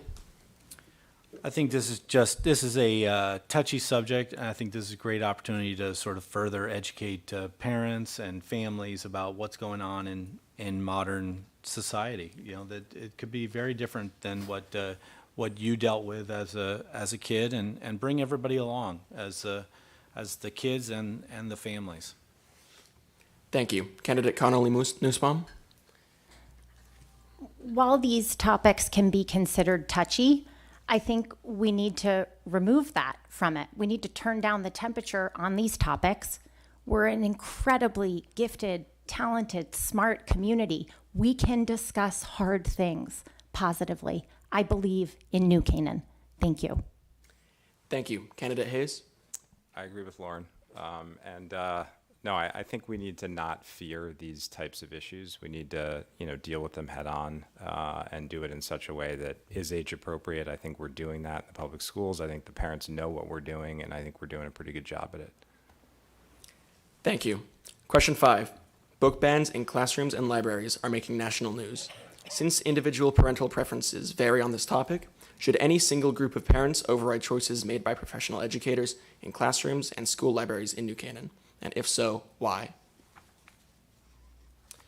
Speaking first, Candidate Campbell. Any single group of parents? No. I do think that we should focus on what's age appropriate. I don't think that, whether it's Dr. Seuss or Huckleberry Finn or To Kill a Mockingbird should be banned. No, I don't agree with that. I think that those are classics, and I think that those are things that we need to. They're discussion points. They're things that we can discuss at the appropriate age with our students. Again, teaching our students objective truths in science and humanities, not listening to any single group of parents to ban a book, but also using common sense as to what's age appropriate, and that varies. I mean, from kindergarten obviously to 12th grade, it varies dramatically. Thank you, Candidate Lundy. So just for transparency, my wife works for a very large book publisher and is involved with marketing books. So to put that out there, and take it with what you'd like to on that. I think this ties in very well with the previous subject, which is basically some challenging issues. I think sounds like we all agreed here about the age-appropriate nature of things to be discussed, and my view is just tie those two issues together. And it's not about book banning per se. My sense is that the librarians at our schools do a very good job at picking the right books for their schools and their students, and I haven't gotten the sense that we have an issue on this.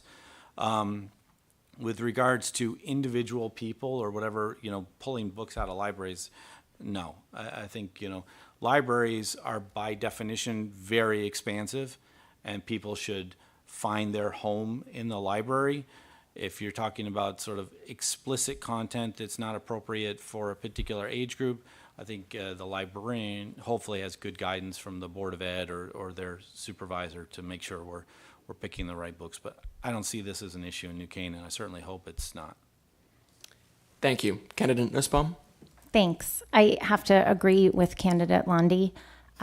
This, I don't believe, is an issue right now in New Canaan, and that is due to the fact that our teachers and librarians are doing an exceptional job picking age-appropriate texts. In addition to that, they're sharing their syllabi at the beginning of every year, and I'm sure many of us in this room have inboxes full of emails from our teachers telling us what books our students will be reading in that semester or year. If any parent in our community feels uncomfortable with a book, there's a process in place. You can ring the teacher, email the teacher, let them know that your student won't be reading that book. Additionally, in the school library, and I know it's specifically at Saks because my 13-year-old wanted to check out the Hunger Games, I had to sign a permission form to agree to that. And that was a great process. I was glad to know what she was reading, and I would be glad for every parent in this community to know what their students are reading. So I don't believe it's an issue here in New Canaan, but the question asked, should any single group override teachers when it comes to book bans and book decisions? No, I don't think any single group should. Thank you. Thank you. Candidate Hayes? My answer is the same. No individual group should override the decision, and the decision is ultimately the Board of Ed's decision. It's working with the administration, working with librarians, teachers, as to what is the most appropriate, what's the best material that could be there for kids to read or otherwise consume, and the Board of Ed has to do all that tough work. It doesn't mean they can't listen to teachers and make a different decision. It doesn't necessarily mean that they can't listen to parents and make a different decision, but that's the work of the Board of Ed, and it's ultimately the Board of Ed's decision. Thank you. Candidate Wexler? I find it interesting that my Democrat colleagues don't believe that this is an issue because they're running a banner on the New Canaanite that says book burning is so dark ages. So there you go. So anyway, I don't believe in book banning, or I don't believe that we should be filtering any information except when it comes to age appropriateness. I think that anything that might be of question should be brought to the town, and we should have a discussion on it. The parents should be allowed to weigh in, and we should hear all sides, because ultimately, we're all parents. We all want what's best for our children. There's some parents that may want certain exposure, some parents that may not. And ultimately, we need to, one, provide the transparency for parents to make their own decision, but two, provide the option for parents to perhaps pull their kids out for that lesson, as Ms. Nussbaum said. Thank you. Candidate Kelly? Yes, I believe that books and curriculum should always be age appropriate, and I think that alongside that, there has to be transparency. I think this is an area where you can't over-communicate with parents what is going on. I have found it a bit frustrating as a parent. There is not a mechanism on the district website that I'm aware of where you can search the library catalogs. You can go into the school, you can request things, but you can't actually look up the catalog. I have also had a middle school student who needed a book signed out by a parent. I think that's a great practice. But if you wanted to check how many copies there were, there's no way to do that. And I just think that things don't ever need to be hidden. I think that the transparency is the winning strategy. When our administration works with parents in a honest, transparent way, I think the whole town wins. Thank you. Now rebuttals. Candidate Campbell? So I'm all about what's effective, and if I were a book banning person, I don't think highlighting particular books to ban is going to be effective at getting fewer people to read it. So I'm not really sure what the strategy is behind this whole issue, but that's sort of where it is. So, thank you. Candidate Nussbaum? When it comes to transparency, every single one of us is welcome to email a librarian, email a principal, email an assistant principal, a classroom teacher, a language arts teacher, and I've found them to be incredibly responsive. So if you need an answer on a book or curriculum, check the public website for the New Canaan Public Schools or get in touch with the teacher. I find that they're incredibly responsive and willing and wanting to help. Thanks. Thank you. Candidate Hayes? Nothing to add. Thanks. Thank you. Candidate Wexler? Nothing to add. Thank you. Candidate Kelly? I think why on the majority of interactions I've had with the administration, the board, they have been collaborative and welcoming and responsive.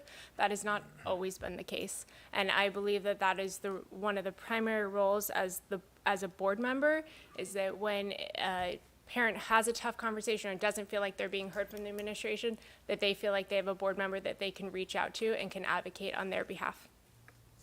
Thank you. Question 6. In addition to rigorous academics, what, if anything, should the school system do to prepare students for life beyond New Canaan? Speaking first, Candidate Nussbaum. Thank you. I think it's vital that we continue to invest in our innovation initiative.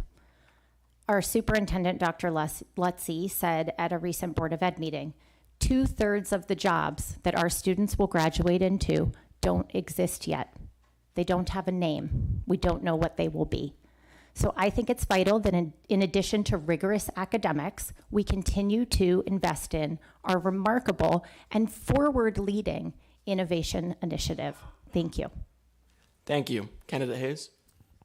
I agree with respect to, with respect to innovation. I think the other thing that's super important is getting our kids, with what's gone on with COVID over the last, 3 or 4 years, essentially colleges haven't really changed their method of instruction. They haven't, changed things to reflect the fact that high schoolers coming out of high schools throughout the United States haven't necessarily had the same experience that their predecessors had. So really helping those kids, to my earlier point, understand what they're going to be faced with when they get to college, academically and otherwise, help them make that transition. And, not only from an academic standpoint, but also understanding, how their sort of social skills and how they're going to interact with others when they get to college is super important. So we need to continue to focus on that and get them those college counselors that they need. Thank you. Candidate Wexler? I think I mentioned some of these before. I think we need to certainly invest in teaching about the jobs of tomorrow and making sure that we have the right educators in place to be able to do so appropriately. So whether it be digital entrepreneurialism, trades, using technology to further their goals and how to do so is very important, and I think it should start in the high school.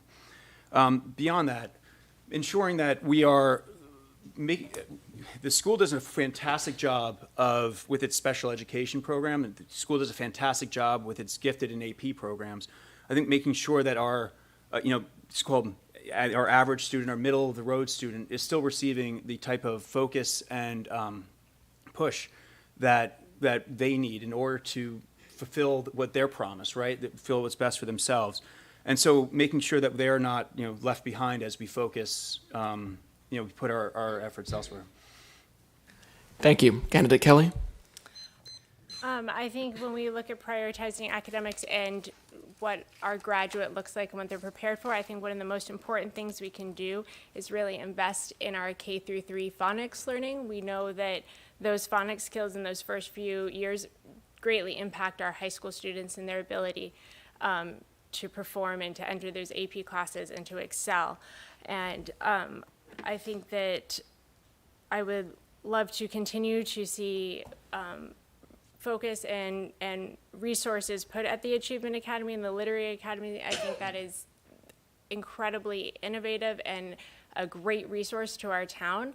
I also think one of the great things that the board does is we create our own curriculum, and I think when we do that, it allows our schools to be dynamic and meet our students where they are, whether they're in the challenge program, whether they're in the special ed program, whether they are just trying to be the best version of themselves. I think it's one of the most important things that our town does, and I just would hope to continue to support that. Thank you. Candidate Campbell? Yes, I think one of the things that we can provide is hard skills for our students. I think that as we look at the economy and how it has evolved, and it will continue to evolve in the near future, most of our students will be entrepreneurs or small business owners. I mean, even if you're a doctor, you're a small business owner, right? Maybe you start a startup, or you have a digital marketing company, or whatever it may be.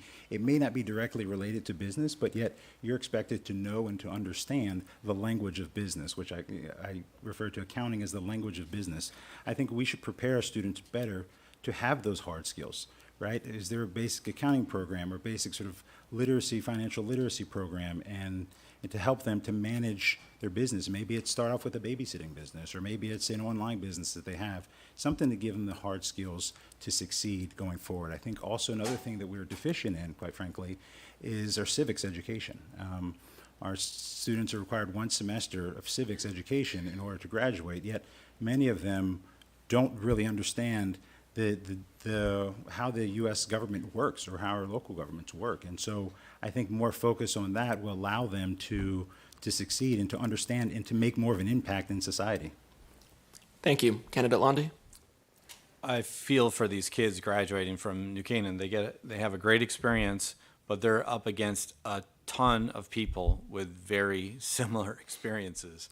And now the number of applications per these individual schools. So how to actually sort of differentiate yourself is really, really hard.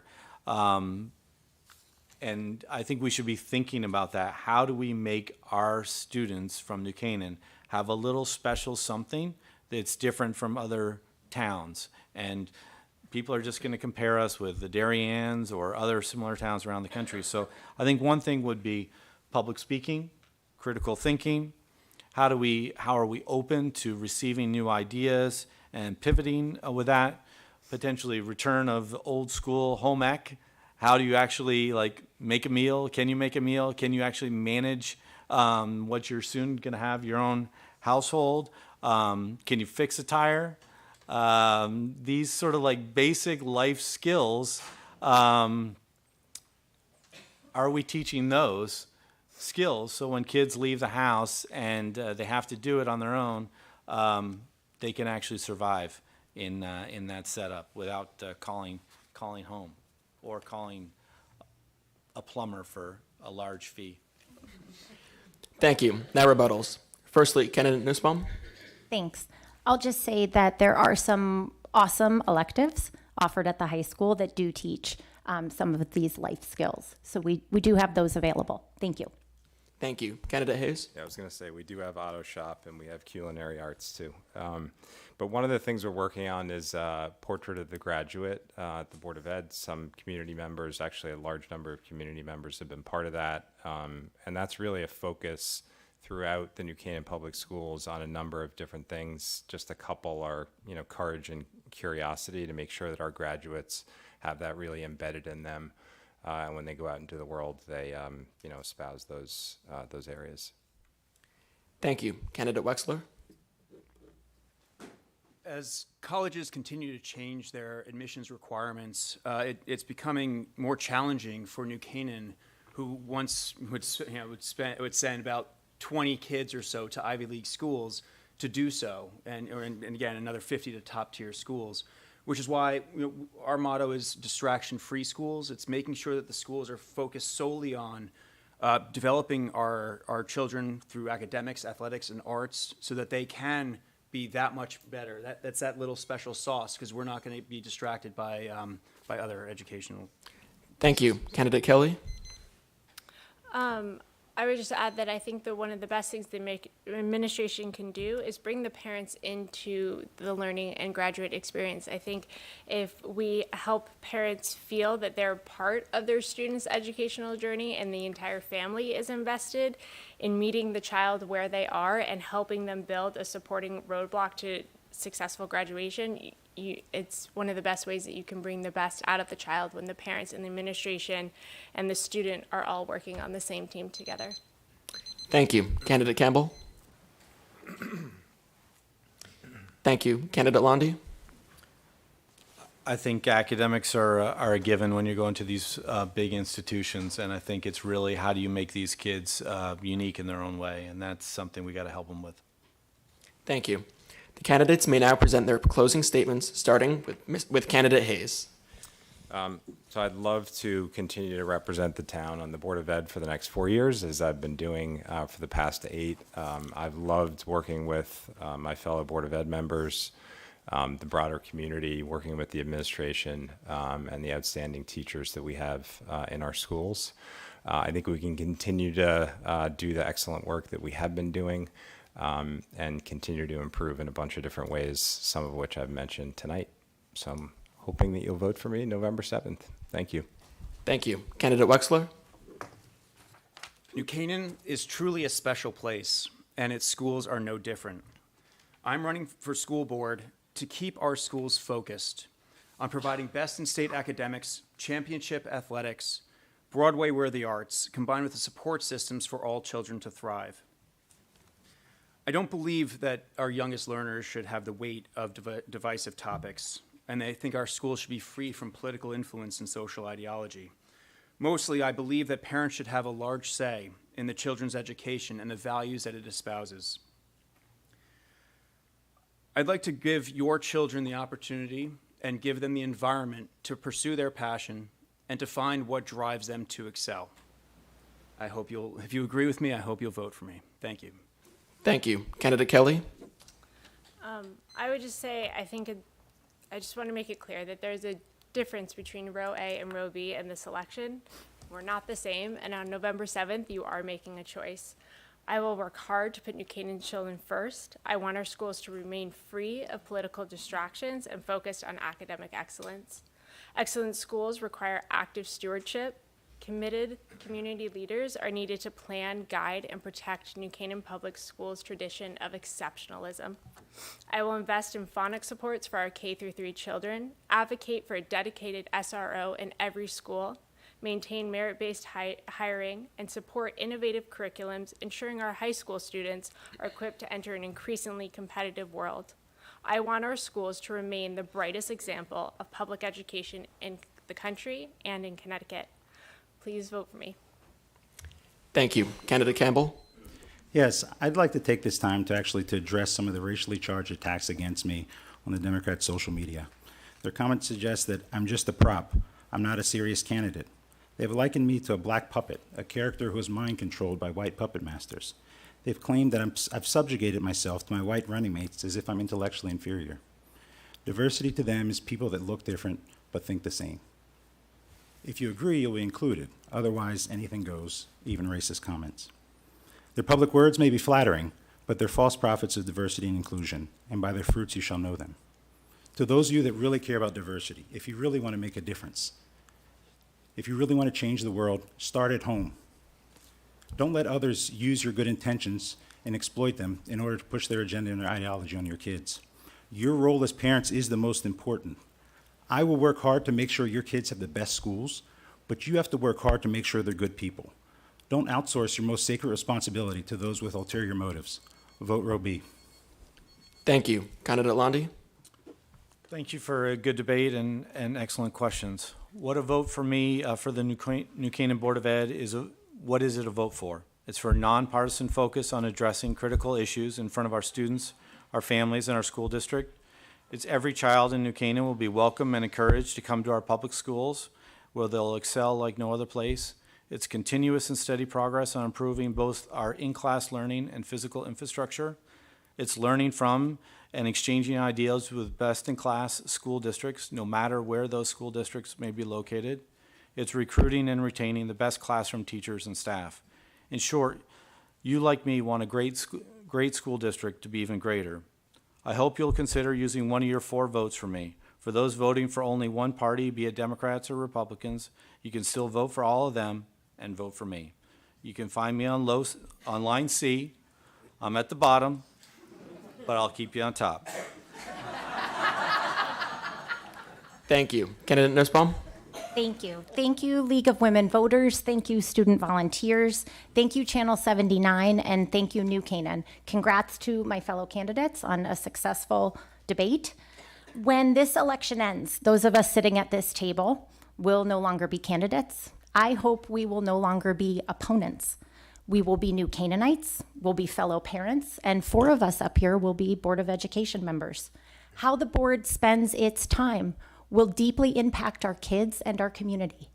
If I am elected to the Board of Education, I will spend my time listening, learning, collaborating, and putting our students first. It is their education, after all. So, on Tuesday, November 7th, I am humbly asking that you vote for Brendan Hayes, Josh Kay, and Lauren Connolly Nussbaum. Thank you all. Thank you. This concludes our Board of Education debate. We thank our candidates and our audience for participating in democracy.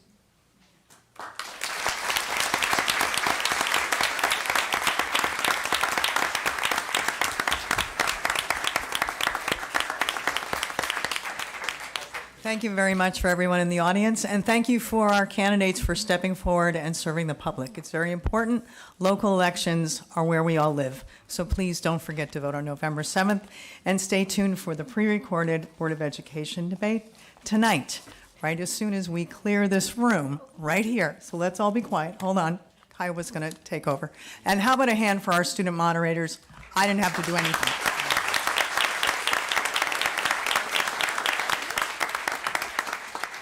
Just one clarification, we would love you guys to stay and watch the 2-year debate. It was pre-recorded last week for the Board of Education 2-year race. We had one candidate who had a scheduling conflict, but we wanted you guys to see all of the debates at once. So the 2-year debate will play now on the TVs. The candidates can leave and watch if they want. We will play that that debate now, and we just ask that everyone stay and watch.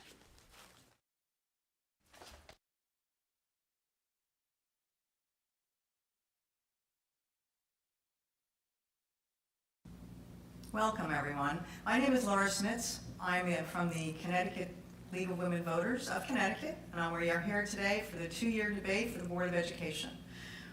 We have a random draw, and the candidates today are Mr.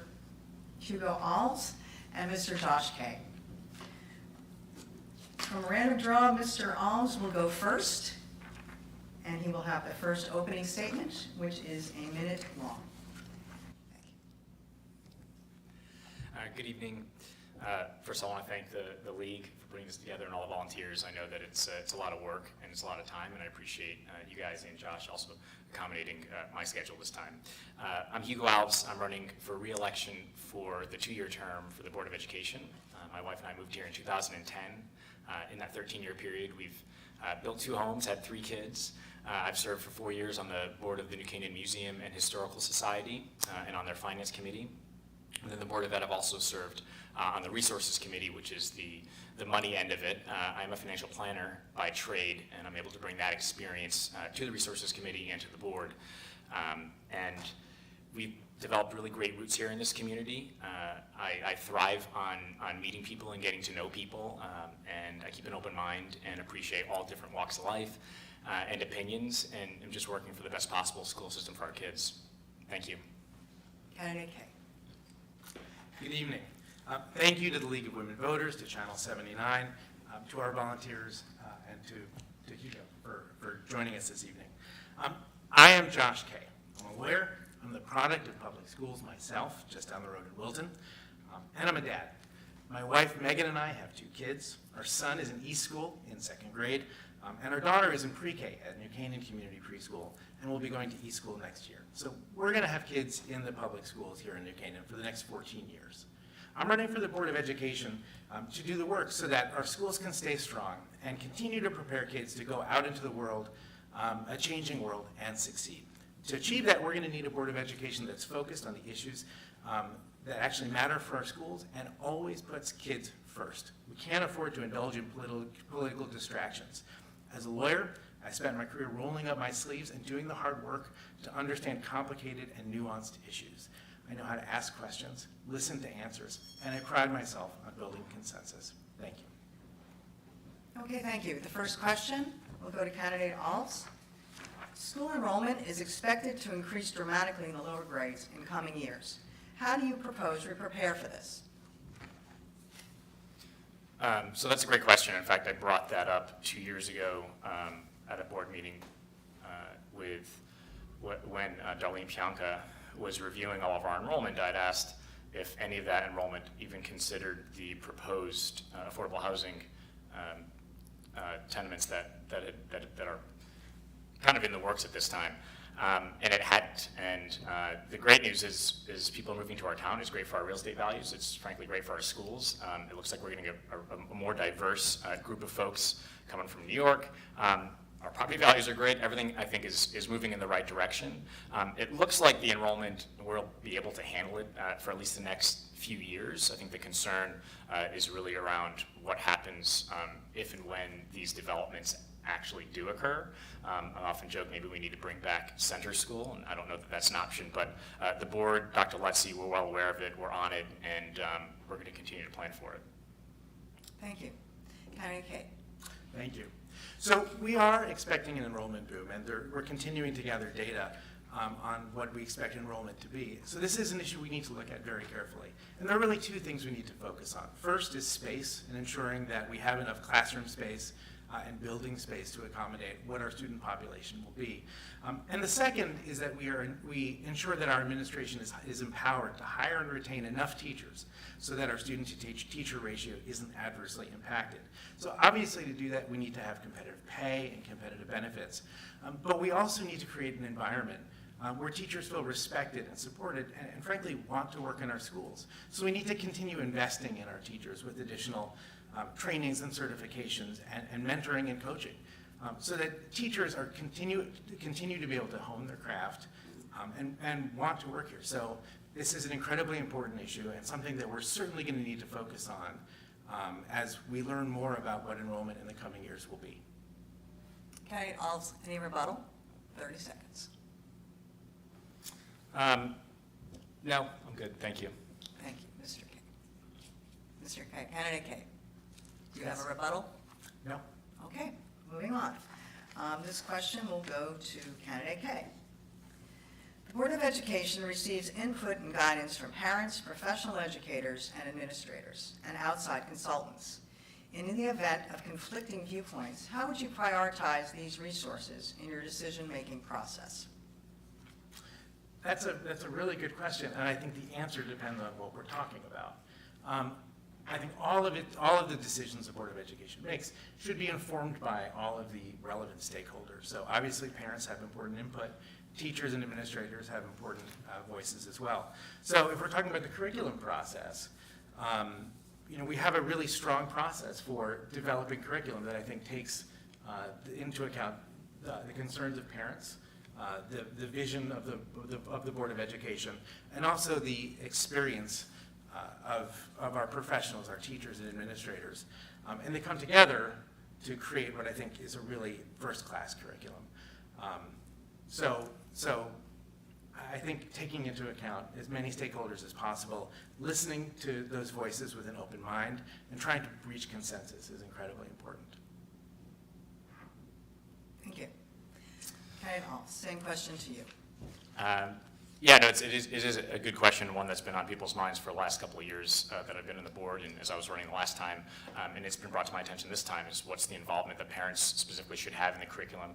What's the involvement that consultants or outside experts should have in the curriculum development in other areas of our schools? And the reality is, we all move here for the schools. We have an incredible administration that's done an incredible job of building just this community of wonderful and excellent teachers, and I think that we need to lean on them. Use the term respect, appreciate, make sure they're properly compensated. I'm suspect of a lot of the experts and consultants that we've had. I've been relatively disappointed at times, but the good news is that's why we have a Board of Education, and our administrators are also really bright and look to us for guidance on that. So, and then our job as board members is to liaise between the administration and the parents to make sure that the parents know what is going on with their kids in the classroom, and that they have a say in what the kids are seeing, what the kids are doing, what the kids are learning. But at the end of the day, people do move here for the excellent schools. And look, I'm not an educator, I'm not an expert, but I am a board member. And again, that's my job, is to go out, listen to the folks, listen to the audience, which is our constituents, parents, and then bring what we hear to the administration, and then they call the shots. Thank you. Any rebuttal on this question? No, thank you. Okay. Moving along, question 3, this will go back to candidate Alves. Taxpayers want top schools, but also expect our town government to manage costs well. Please describe a specific area in the Board of Education budget where you might increase or decrease spending and why. So that's a good and timely question. It's interesting, when I ran the last time, we'd get, we get comments from all areas of the public. Some folks think we're spending way too much relative to our peers. Some folks, never heard anybody complain that we weren't spending enough, but the reality is, after 2 years on the board, one of the things that I pride myself on and us on is bringing a little bit more transparency to the board. There was already a lot of transparency with the budget. I think we have probably one of the most transparent budgets in the district, or sorry, in the DIRG. We brought a little bit more transparency by adding another budget meeting, and we have, especially never mind our success, but we have one of the lowest per pupil costs in our DIRG. So I think we're doing a really good job with the budget. My biggest concern is after just Monday's board meeting, when we got the facilities assessment, there's $30 billion in capital projects that we're anticipating over the next 5 to 7 at the max 10 years. And these are things that we just can't wait on. So that's where my focus is going to be in figuring out ways with the town to efficiently and effectively handle that, because it's important for increased enrollment, it's important for our kids to be healthy, our teachers to be healthy, we need good schools for them to walk into safely. So that's my biggest focus. I would say other areas of concern that have been brought to my attention are adding maybe some more turf fields, working on a better way to schedule certain sports games. I think those are important. And then lastly, security. I don't want to leave without that one, but that one's one I'll focus on as well. Any rebuttals so far on this question, Mr. Candidate Yeah. Kay? So from a 30,000-foot perspective, I think our budget is really strong. It's $103 million, and I think from what I can see, at least, the money is being very well spent. An example of an area where we can spend a little bit more but potentially save a great deal is actually in special education, which is hugely important to our district and fundamental to our mission as a public school. And when we talk about inclusion, this is a big part of it. The Literacy Academy is a great example of this. We've trained teachers in Orton-Gillingham, which is a method to help dyslexic learners read. And it's a great example of the tremendous work our professionals, including Bill Tespier, can accomplish with the support of the Board of Education, including your support, Hugo. It's providing an opportunity for kids to get a Windward or a Southport or an Eagle Hill education without the expense of those schools. So this is a huge win for our district. Instead of outplacements for the students who need full OG training, which can be incredibly costly, we're spending a little bit more to have OG training in our schools, but ultimately saving a great deal of money. It's also a win in terms of inclusion. Kids are staying in our schools instead of being outplaced. And for students who need a little bit of help beyond our foundations, but not the full gamut of OG training, the teachers who are already trained are there. So that's a really good example of how we can invest a little bit and potentially both improve our schools and also have a great benefit to our budget overall. Okay, Mr. Alves. No rebuttal, just that Josh nailed it. I mean, I think that the way that we, and I've mentioned it before in the past in podcasts and other meetings I've had with folks, is that we spend money better than anybody on our spec department, and it's just the administration's done an incredible job. And I've heard a lot from parents, dyslexia, I don't know if it's on the rise or the diagnosis is on the rise, but that's a big concern, and that's where parents send their kids to Southport School, and they'd be better off in our community. And this is just the first year of the Literacy Academy, and the results were incredible. We had 14 kids, now we have 24, or at least we started with 24, going to the second year. So yeah, I'm looking forward to that as well. Okay, thank you. Next question goes to you, Candidate Kay. In addition to rigorous academics, what, if anything, should the school system do to prepare students for life beyond New Canaan? Well, I think that question is really important, and it focuses on an issue that's been debated during this election a lot, which is on whether our schools should be focused on values that are centered on New Canaan or looking outwards. And from where I sit, you know, every kid, and it pains me to say this as a parent, but almost every graduate, as soon as they graduate from New Canaan High School, is going to leave New Canaan. And a lot of kids are going to come back, and I hope they do. But ultimately, we need to be looking outwards in terms of preparing our students to go out and succeed. So in addition to academics, I think obviously the arts and sports are incredibly important components of our curriculum. We want kids to be able to go into our schools and thrive, find their passions, find the thing that excites them. And having the rich extracurricular offerings that we have is incredibly important. The additional thing, and I actually would classify this as academics, but I think some might not, is broader, softer skills in terms of thinking about innovation. Right? We have an innovation initiative in our schools that's just getting started. That's a tremendous program. It teaches kids how to think, to work collaboratively, to problem solve. The soft skills that are transferable as technology changes and are incredibly important as we think about educating kids for the future. Okay, thank you. Candidate All, same question to you.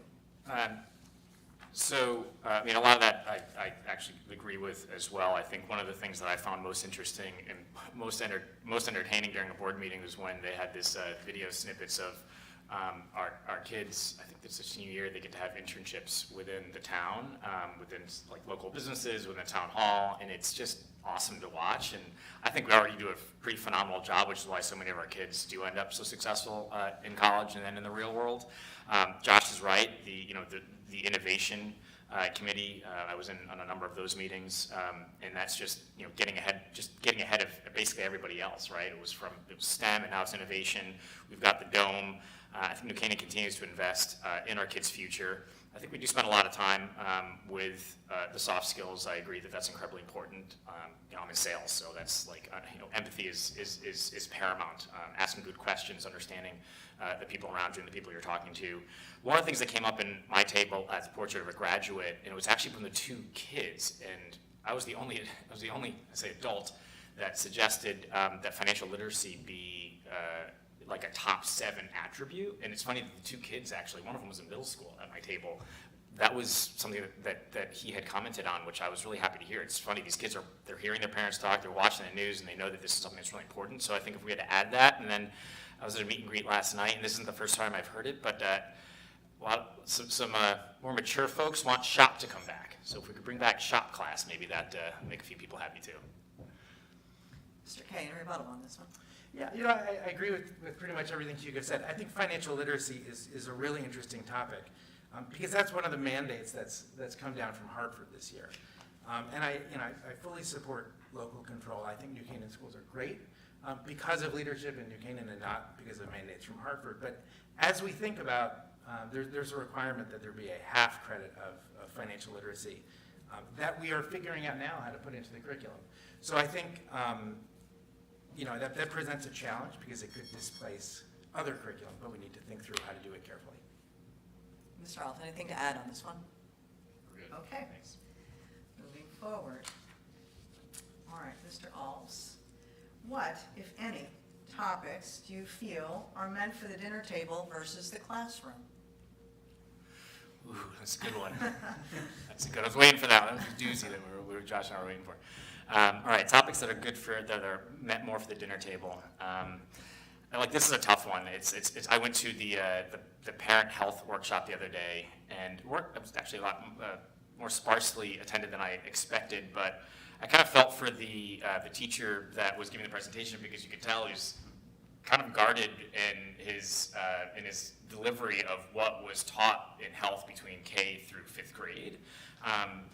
And I think that we do a really, really good job of finding that balance. I think better than other districts, according to some folks that I've heard, as far as keeping like male teachers with the boys of younger age, the girls teachers with the girls. As far as what specific topics, I think that Josh and I'll probably both agree, like politics really just need to stay out of the classroom altogether. Nobody needs to know whether you're a Democrat or Republican or an unaffiliated. And I just think that we need to be careful with some of the national stuff that's been coming, just going around the country, coming in through Hartford. There were 20 different, that's one of them, there were 20 different laws that were passed just the first half of this year. And a lot of them are seem relatively benign, but just really understanding what those are and making sure that our administrators can translate that into the appropriate curriculum. But look, I think that just on those common basis stuff, keep religion at home, keep politics at home, and just listen to the parents to make sure that, again, that transparency piece. Thank you, Kenny. Yeah, that's a tricky question, because I think a lot of the topics that we might have discussed aren't appropriate either for the classroom or the dinner table, right? The kind of things that maybe we talked about in health class, or not. I think religion is an incredibly important thing. Those kind of core moral issues that really belong at home and that can be talked about around the dinner table. I largely agree that politics should be kept out of the classroom. I think there are some contexts where it's important that we teach kids how to have a discussion about different viewpoints. And I think that analytical thinking is a really important skill if we're going to teach kids to go out and be productive members of society, to think for themselves, to grapple with arguments they don't agree with. I think that's a really important piece of what we do in terms of teaching people how to go out from New Canaan High School and thrive, because you're not always going to be talking to people you agree with. And having a conversation that's respectful and open-minded, but also principled, I think is incredibly important. It's got to be done in a sensitive way. It's got to be done respectfully, and we certainly have that around my dinner table as well. So it's not exclusively for school or for home, but there we go. Okay, anything further on this, Mr. Alves? No? No, thanks. Mr. Kay? No, thank you. I'll go now. No Okay. need to rebut myself. This will be our last question. We made it through that one. We're good. What? Unscathed. That was a good question. Okay, this one will go to candidate K. What are concrete goals you hope to accomplish during your time on the Board of Education? Sure. So there are three things in particular that I think we need to focus on. In addition to the kind of nuts and bolts, blocking and tackling, that's so much of the work of the Board of Ed. First, we've already talked about the expected enrollment boom. I think we really need to be focused on that, thinking ahead, acting thoughtfully and deliberately while we have time to do so. That's incredibly important. Issue number two is safety and security in our schools. We live in scary times, and I think this should be a completely nonpartisan issue. We all want our kids to be safe. The good news is that the town council and the first selectman have already appropriated a substantial amount of money for school security. There is a plan that's being discussed in private, as it should be. We shouldn't be highlighting the security, potential security gaps in our schools. So Hugo knows what that plan is. I don't. He's not talking about it, which is the right thing to do. But it would certainly be a priority to ensure that that money is effectively spent if I'm on the Board of Education. And then the third thing is we need to be continually looking forward to ensure that our curriculum is gradually changing so that we are keeping pace with changing society. Look, when I was in school, I didn't learn how to use a slide rule, even though that had been important for my parents, because the world changed. The world didn't stop changing in 2000. So we need to look forward. We need to be thinking actively about the skills and abilities our kids need to graduate so that they can be prepared to thrive. Okay, thank you, Mr. Alves. Yeah, I mean, I feel like Josh and I agree on a lot of stuff. School security is definitely paramount, and it's not. I don't want to say that I'm concerned about it. It's just that we live in scary times. Things are evolving, and criminals and bad people just get smarter and more efficient, and we just need to keep up with the times. And we are moving forward through that in the administration with CAD. We've done a great job there, and need to continue to focus on that. I think that the Literacy Academy that we both talked about earlier in our special education department is already really, really good, but we need to make it better and improve upon it, and just continue to support Bill Tesber and his team as they move forward and create more Orton Gillingham teachers. I think we need to really stay on top of the Hartford mandates. I mean, they're mandates at the end of the day. They're not all horrible, but a lot of them we need to stay on top of so we can have creative solutions for things that we don't feel are appropriate necessarily for New Canaan, or at least not in the way that they come down. So keeping it local, innovation. I'm really excited to see how this portrait of a graduate comes out, because I think that's an important. I think if you don't have a wish without a plan is a goal without a plan is simply a wish, and I love that we can actually put some concrete attributes to a student for our own vision.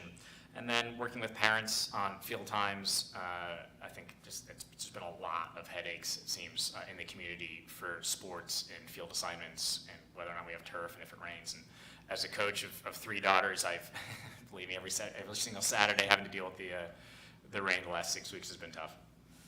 Okay, thank you. Anything further on this question from either one of you? No.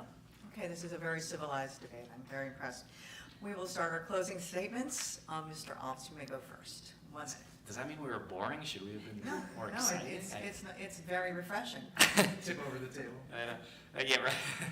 So, look, look, clearly 2 smart, nice people. John's probably smarter than I am, but maybe a little bit nicer. Who knows? Either way, we're both good guys running for the Board of Education. I do feel that experience means a lot. There's a very, very steep learning curve. Not to suggest that it's insurmountable, but it's steep, right? In the first year, you're drinking out of a fire hose, and it's a lot. All the acronyms that they use in schools, like, holy cow! Now I finally understand 80 to 90% of them. I'm still working on it, but there's a steep learning curve. I've managed to level that learning curve. I think with these significant expenditures, which frankly, that $30 million is the first I'd heard of it just the other night. Like, that's all I've been thinking about for the last 2 nights, and I think that my 15 years in financial planning is going to bring a tremendous amount of resource to the Resources Committee and experience in helping in that. And then just my ability to connect with the community. Been here 13 years, got 3 daughters. I do generally like people. I don't care if you're a Democrat or Republican, and you can ask both sides of people in the community and they'll agree. So just want to earn your vote for another 2 years at least, and hopefully another 6 to 10. Thank you. Okay, Mr. Kay. So thank you again to the League of Women Voters, to our volunteers, to Channel 79. We in New Canaan have a tremendous school system, one of the best in the state and the country. And school systems like this don't just happen. They take hard work, careful thought, and dedication. And we have a long tradition of leadership on the Board of Education that is truly nonpartisan. When you go to a meeting and you watch the board members, and based on the discussion, you wouldn't know what party a member was from. And I think we've strayed from that a bit in the last 4 years. And I'm running for the Board of Ed to help bring balance and to bring back that tradition. I think we need to take the temperature down, and I think we need to put kids first.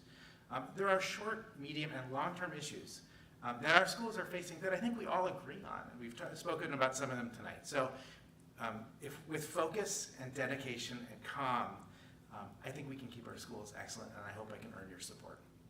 Thank you. Thank you. And thank you on behalf of the League of Women Voters of New Canaan and the State League of Women Voters of Connecticut. And thank you for watching, and thank also to you guys for stepping up. It's important. Local elections are very important. Please turn out to vote on November 7th. Thank you.